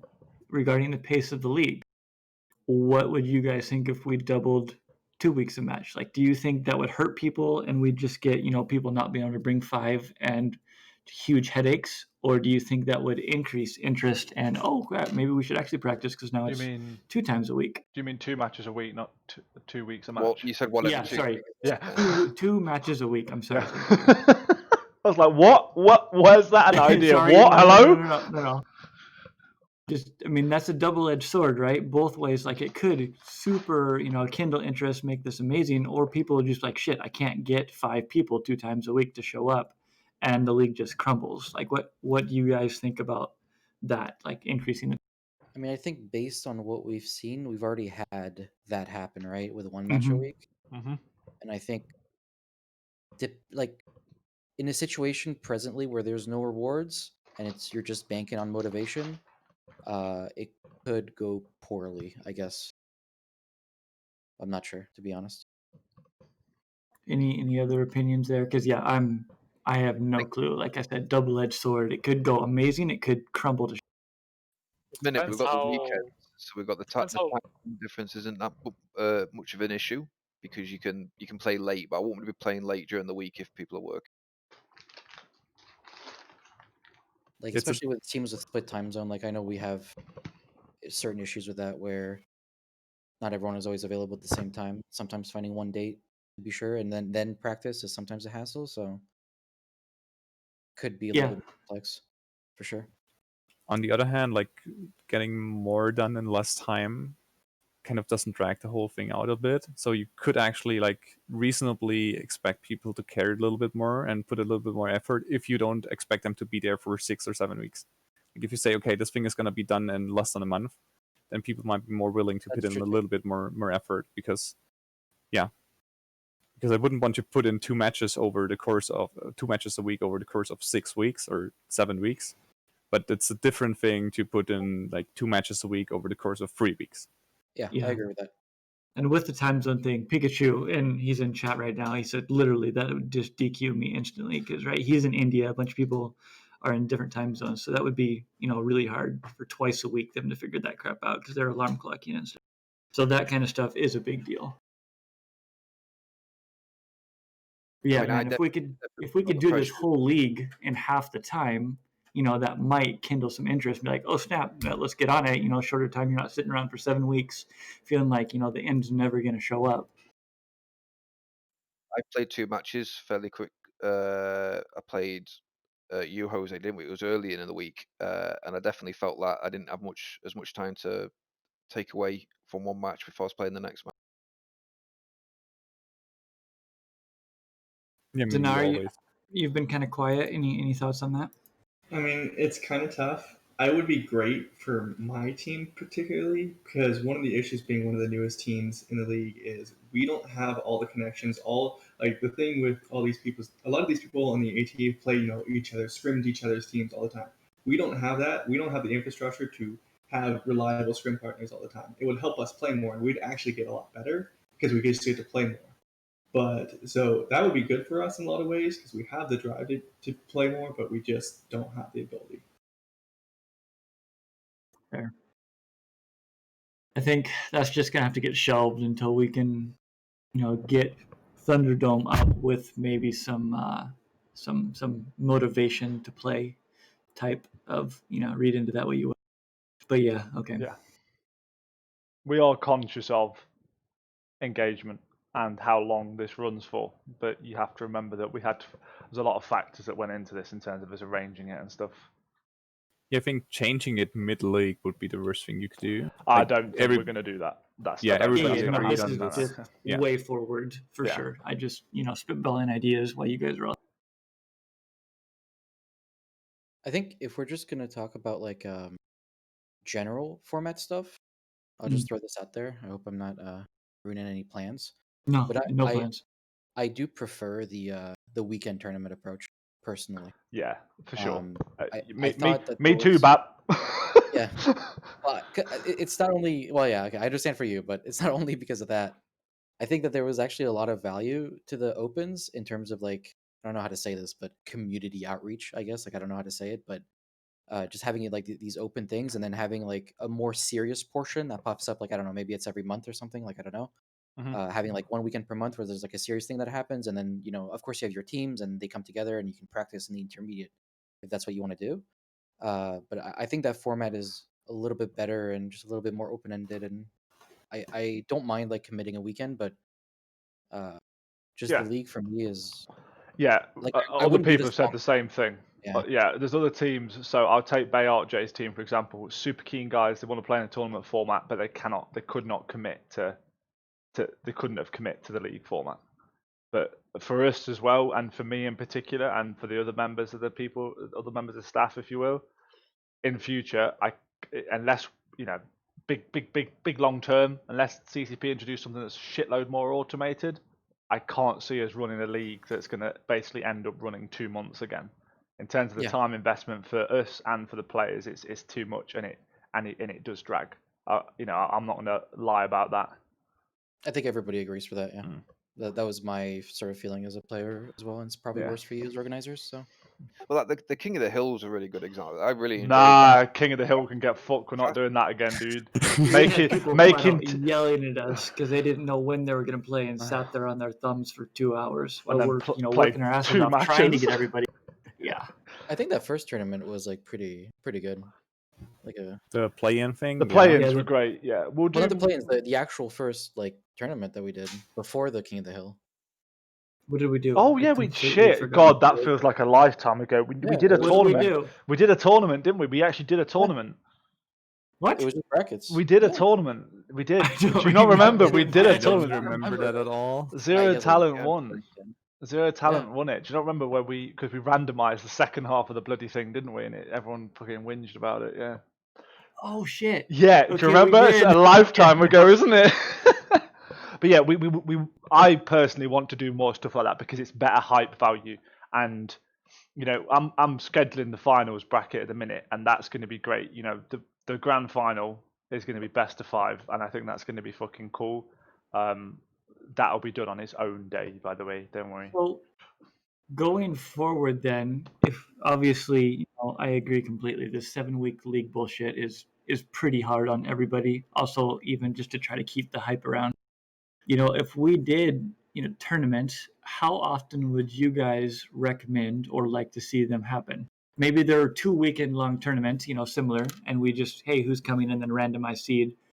But how often would you guys like to see them, and recommendations for how often to keep hype? AT was once a year, and that was freaking our lifeblood. And that's once a year. So we want to keep hype, but also keep kind of a rarity to keep the hype so people don't get bored of it, and just open floor to ideas on how often and that kind of format. Well, if it's a 2-week tournament, then the obvious answer is every 2 weeks, right? No, I'd like a break, Leo. Just get other people to do it. You'd do it in quarters, wouldn't you? Yeah. The way I would do it. You said quarters? Quarters, yes, every 3 months. Because the other thing that's even time to change the rule set a little bit too, or at least the points. I think that's kind of nice, but you probably want to keep up, especially the opens and like random events throughout the yeah. period I've as got well. I've got stuff in the cooker in terms of show matches and stuff. There's a bunch of people that want to get involved. That let's not talk about it on stream, but the Zero Talent guys know there's a group that would like to play you. However, I've said that's not a good idea right now. There's those kind of things. We lost a test, so now we just put us. This is true. Doesn't This matter. is true. So yeah, there's a bunch of stuff I want to do around, like just doing this kind of thing today. Like I don't want to be broadcasting matches all the time because I think even in itself that can get a bit stale. Even though we saw some great matches over the weekend, it can get a bit stale. And I think doing more show matches, like we did Chaos Night, I'd like to do that again. I'd like to get the tools to do reverse tie-dye from the start and have people playing at 200% speed for the entire match because I think that'd be fucking hilarious. That kind of thing. Stuff outside the league. There's loads. No prop battleships everywhere. Yeah, that's what I'm doing. I think I'm kind of the only one that doesn't really like those things because everybody seems to always like. I would just like I'm perfectly fine with having them around, but I would still like to have some regular content that you can just like even as a like tournament player team, I'd say just join and get some kind of like the opens, just get some regular 5v5 skirmishes in. That's because we're German. That's because we're German. Maybe, but yeah, I kind of like those.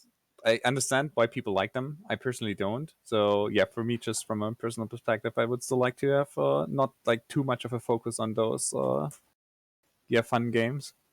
I like the opens.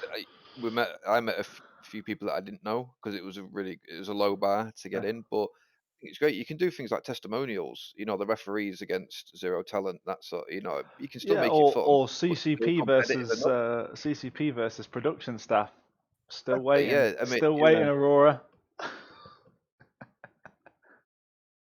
But yeah, like You're gonna get your ass kicked, Jero.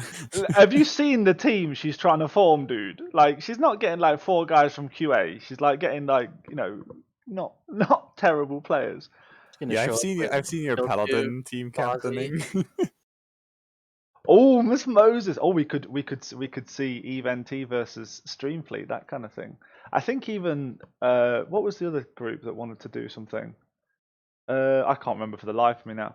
But yeah, like those kind of things. But the main message is we get it. The league was ambitious and it's fucking long. So yeah, we get it and we feel it too.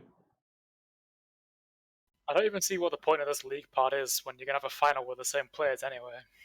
Listen. I mean, seeding. I don't want to fucking play Jose first. That's a big deal. Do you want to play? Position matters. If you end up in the lower bracket, you've got 1 match to get through. If you fuck it up, you're out. That is kind of shitty. Let's be honest. So basically, like AT. Yeah. You play for the first weekend, then you're out.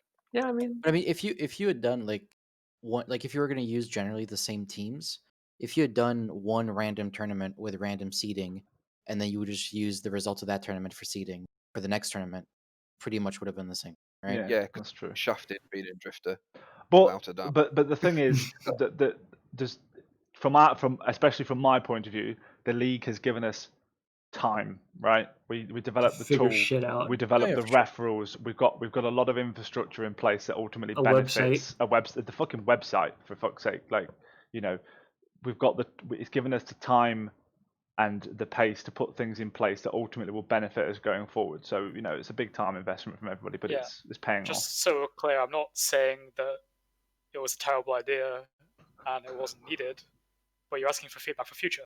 Oh yeah, Yeah, no, for my sure, feedback- dude. My We're- feedback would be like, I'm not calling you toxic to your face just yet. You know, I promise. But I've listen, been very polite actually. we're not doing a league that runs for 2 months again. I can fucking promise you that. Like, Yeah, you sure. have my word on that. And also, not all of the gameplay is just from playing in like your 15-minute slot, right? Because a lot of time and consideration goes into like making like comps and practices, which arguably is more fun to me at least than the Yeah. actual playing of the map. Yeah, that's what Agreed. Jose enjoys that as well. Like, Jose's got like Python on his phone and all kinds of shit, dude. I What? don't. I don't, but I Play will. on my phone? That'd be amazing. Yeah, I like watching the matches as well. I'd love to watch more matches during the week, Yeah. rather than Yeah, I it mean was that's pretty fun to watch. Oh, go on. no, yeah, that is it. That, you know, we do want to put teams in the position to schedule their matches in the week, and I'm happy to broadcast them in the week if they're at a non-retarded time. So yeah, you're always going to get to see them. All right, so we got a little off topic. Quarters for tournaments was any other ideas? I mean, more or less than that? What do you think? 4 times? I don't know. Thoughts?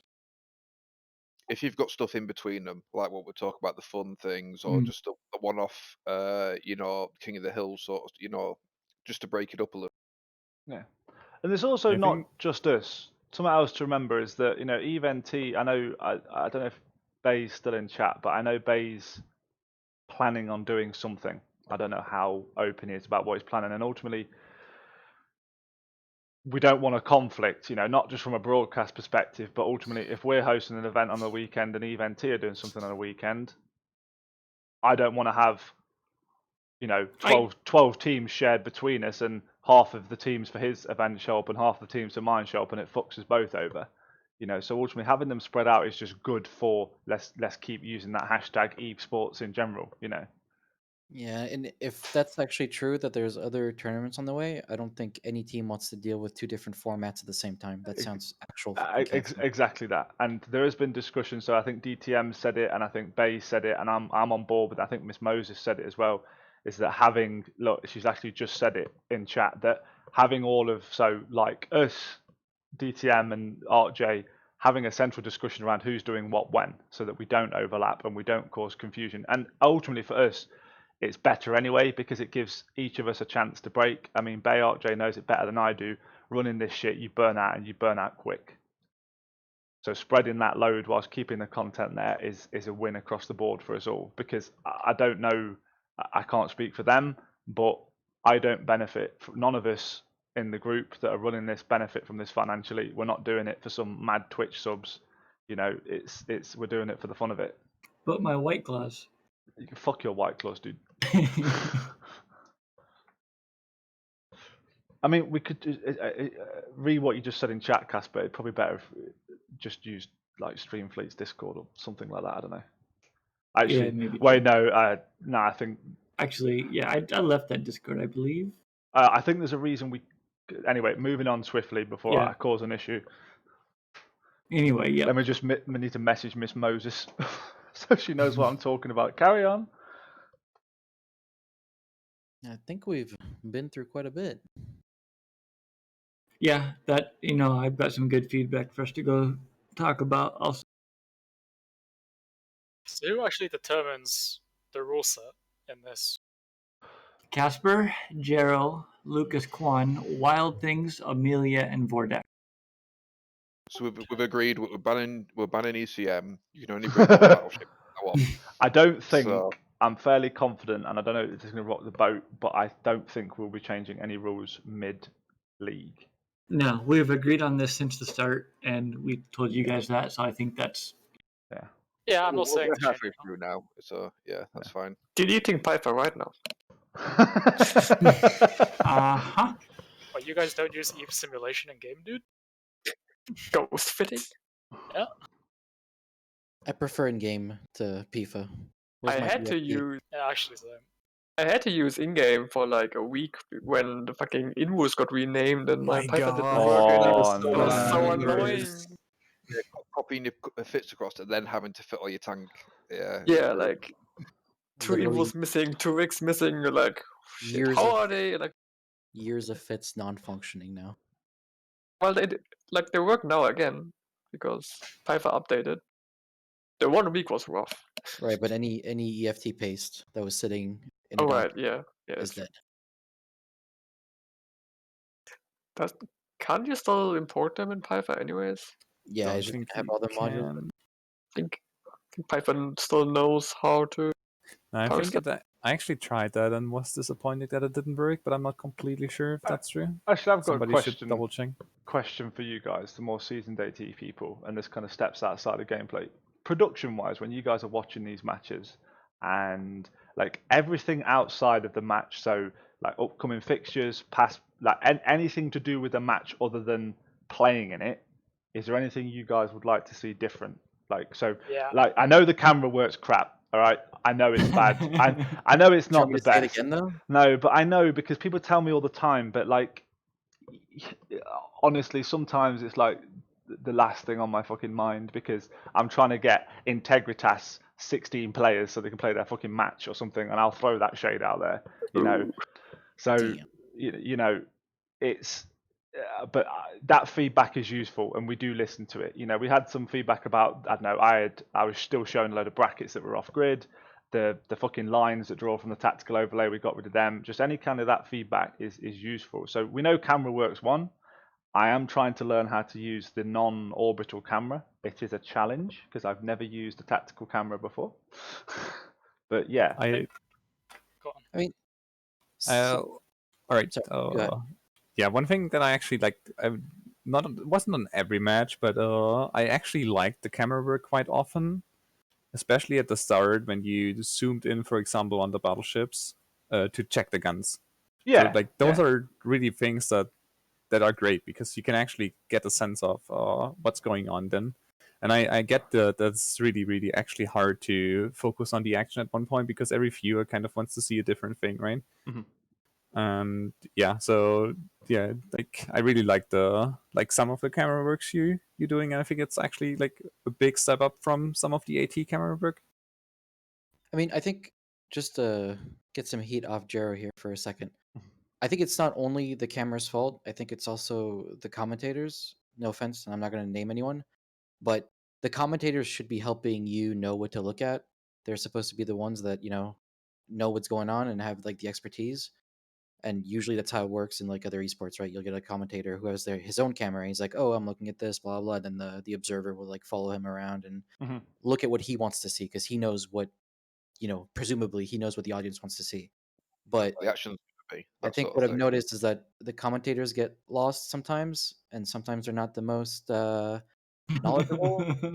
And then the camera being bad is like doubled because you probably don't know where to look, and the commentator should be helping you with that. And like, oh, this guy's getting shot, like RR coming from the mauler, and then you can look at the mauler, and then it's relevant that you're looking at the mauler, and it makes sense as a whole. I think a big part of that is having good commentators who know what's going on, and then piggybacking the camera off of that so that the camera knows where to No, go that's a good idea. based on the commentating. I like that because that takes onus off the cameraman actually having to focus on what to look at. Yeah. Yeah. Said that are not nicer than I would have. Holy shit. Commentary is like needs a fucking trigger warning. Listen, I'm a nice guy, okay? Yeah. Maybe Alright. it's just me being tryhard, but I hate it when commentators tell me things that I already see. No, don't worry. I've bigged Like, this up. I know I've the bigged this smaller up. is dying. Yeah, you don't yeah. have to tell me. I'm all for hype casters, but don't tell me what the UI already tells me. That's one of the things we're kind of trying to hammer home. Like, oh, the Mauler's taking chunks and he's gonna go bang. Yep, Yep, the fucking lack of white bar tells you that. So yeah, but no, Yeah, because that's I think it's if probably in that situation, it's probably like way more interesting to say like, oh, the rattlesnake is shooting the mauler, and he's probably applying really well because of rapid heavies and blah blah blah, and drones apply well because he's grappled, and we see the grapple effect right here, blah blah blah, and that's like literally 100 times more interesting than saying the health bar is going down. Oh my god. so. Do you want to come and commentate back? Yeah, but So I do actually, but I'm a player. But actually, I do. that, Only once a week, dude. You can come and commentate. Hell yeah, I'll let anybody have a shot if they want to have a go. Dude, me and Apparently. Jose are the best commentating Sometimes, duo. sometimes You only need- once. We've had some shit people, so no pressure. You need Jose there because you need the nice guy because Bap's just gonna tell. It's like good cop. It's true. No. You don't even know how right you are. I know, yeah. One thing that I've liked, like on the AT, is when you talk about fits after matches. So I'm talking about not for us, but for the audience. Maybe you don't understand certain decisions or why something happens, and I think it's a great thing in between matches. So it helps people, who, because some people will be following the tactics and why did he die? Why, that sort of thing. But Yeah, getting the to your- getting the fits post match is a bit of a production wise. That's a bit of a fucking nightmare. But I agree, it's to something your that'd be guys' nice to look credit, at. I think the analysis has been mostly very high quality because you've gotten the right people. When you have like Mystical or Hoodie or That's good, Jose or whatever, like those people usually know what's going on, and the analysis is usually literally 10 times higher quality than the actual castings. Most of the time. so I I know think it's the way you sorry. I think the way you improve it, and this might be an unpopular opinion, is you give the casters each ship's fit. So instead of they're saying, oh, there's some random E-War coming from the X ship to Y ship, they know, okay, there's a tracking disruptor coming from, this ship, or they know that this ship is jamming. Things like that. They can get a little more detail, letting the more general audience know what's going on instead of just the 10 players in the match. I wanted to say the exact same thing. Like I know it's unpopular because people are still playing in the league, and there are also like commentators who are members of league teams. But I'm still a fan of each team just posting their fittings to the commentators for the match. Obviously not to each other, but just to the commentators, so they can commentate better. But I mean, this is fine, but like for example, get back a 2 minutes, and then Jerry's saying, "Okay, Bab, you go ahead and commentate." But if Bab commentates for like Yeah, team he's gonna it's a fight, little bit this awkward, is I'm not gonna actually lie. really awkward, and I Yeah. personally wouldn't like that. Yeah, I agree. I would feel uncomfortable getting the fits of an Yeah. entire team that I might Yeah. play against. I think the current argument is that there are people who are on teams who are also staff, Yeah. which is understandable. It Well, needs to then be Yeah, but delayed. those Casper? people generally know what's going on better anyway. You It let needs to me be know delayed. if I have. Is necessary. I was just saying it needs to be delayed if you did that as well. Otherwise, you'd just watch the stream as you land on grid, and someone says, "Oh yeah, because that guy's got all the jams." Yeah, that's another thing. I know it's hard to pull off technically, like technology wise, but I think there could be some improvements made, but like with delays and with like cutting out different parts of the process, like cutting the fitting part short. But like it's very hard for commentators, I feel like, to fill the 15 minutes after the draft, and then the match happens, and then you go into an ad break, and then the commentators come back to a draft that is like halfway done, but kind of want to talk about the old draft first. And then by the time they finish with that, the new draft is done, and they can't talk about the process of the draft anymore, which I feel is kind of like not optimal. Yeah, Yeah, I agree with that, actually. That's just the current format. All right, so I'll answer that one. So if you look at the current format, right, when we do tournament play or we do because these are league matches, we can't stagger matches, we can't fill that void. We can't have a draft running in parallel, so you're always going to have those big gaps. And sometimes you have a draft that you cannot analyze for what is potentially 10 minutes plus 15 minutes theorycraft, and that's the reason why. Well, I mean, even if you're staggering matches, it might not be the ideal way to have a draft and then another draft, and then the first draft has the match and the second draft has the match.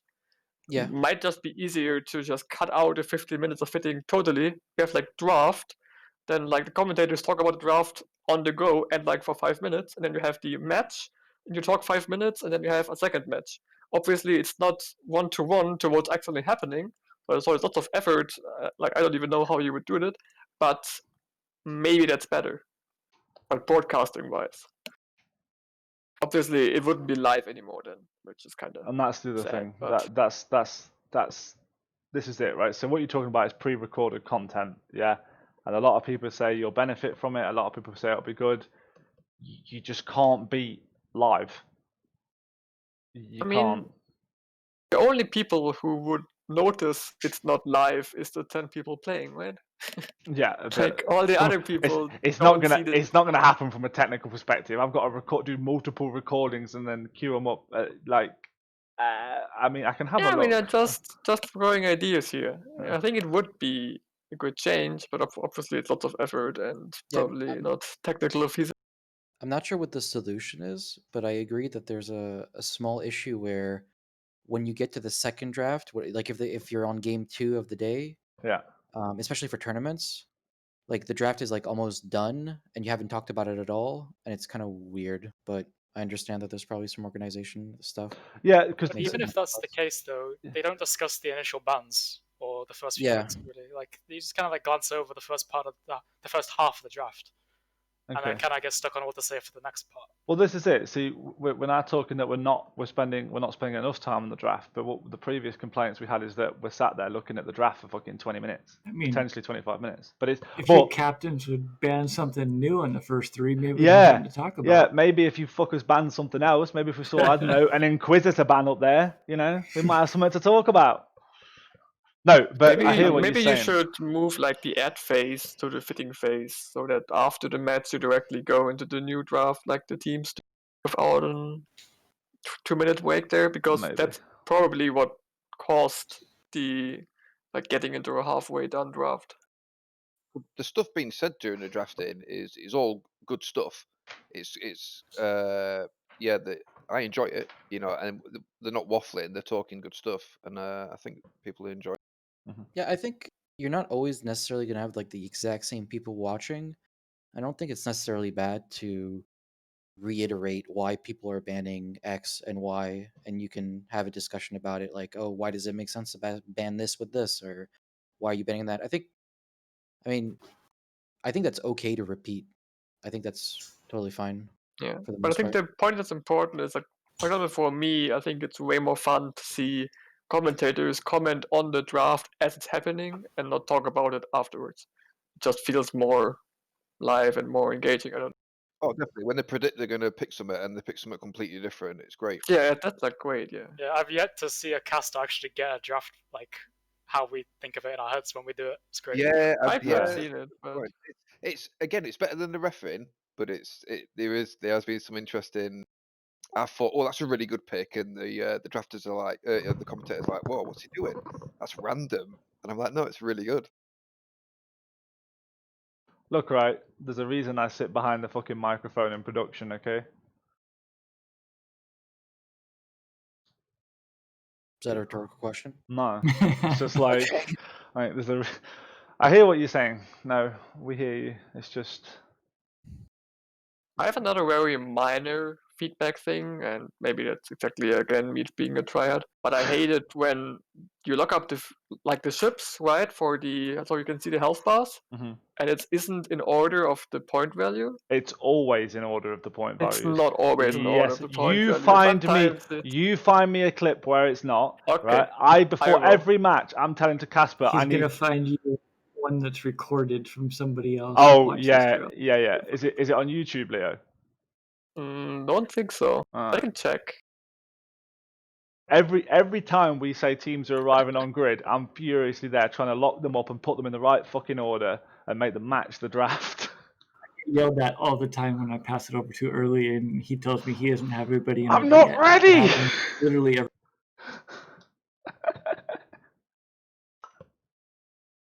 Just think, Leo. Thunderdome. Don't have to worry about that nonsense. True. He'll be in a completely different fucking order because the points don't match. Yeah, I was about to say that. He's gonna be fucking triggered. Anyway, it's probably getting late for me already, so I'm gonna sign up here. Yeah, thanks for the discussion. Was really great. Not a problem. Thanks for coming, Jose. Really appreciate it, dude. Yeah, thank you. Good night, everybody. Good night, See buddy. you, man. See ya, man. See ya, See ya. I think Thunderdome sorted it by ship type though already. Yeah, I don't think it's done on point value now. I think about it. It's whole size, I thought, yeah. Yeah.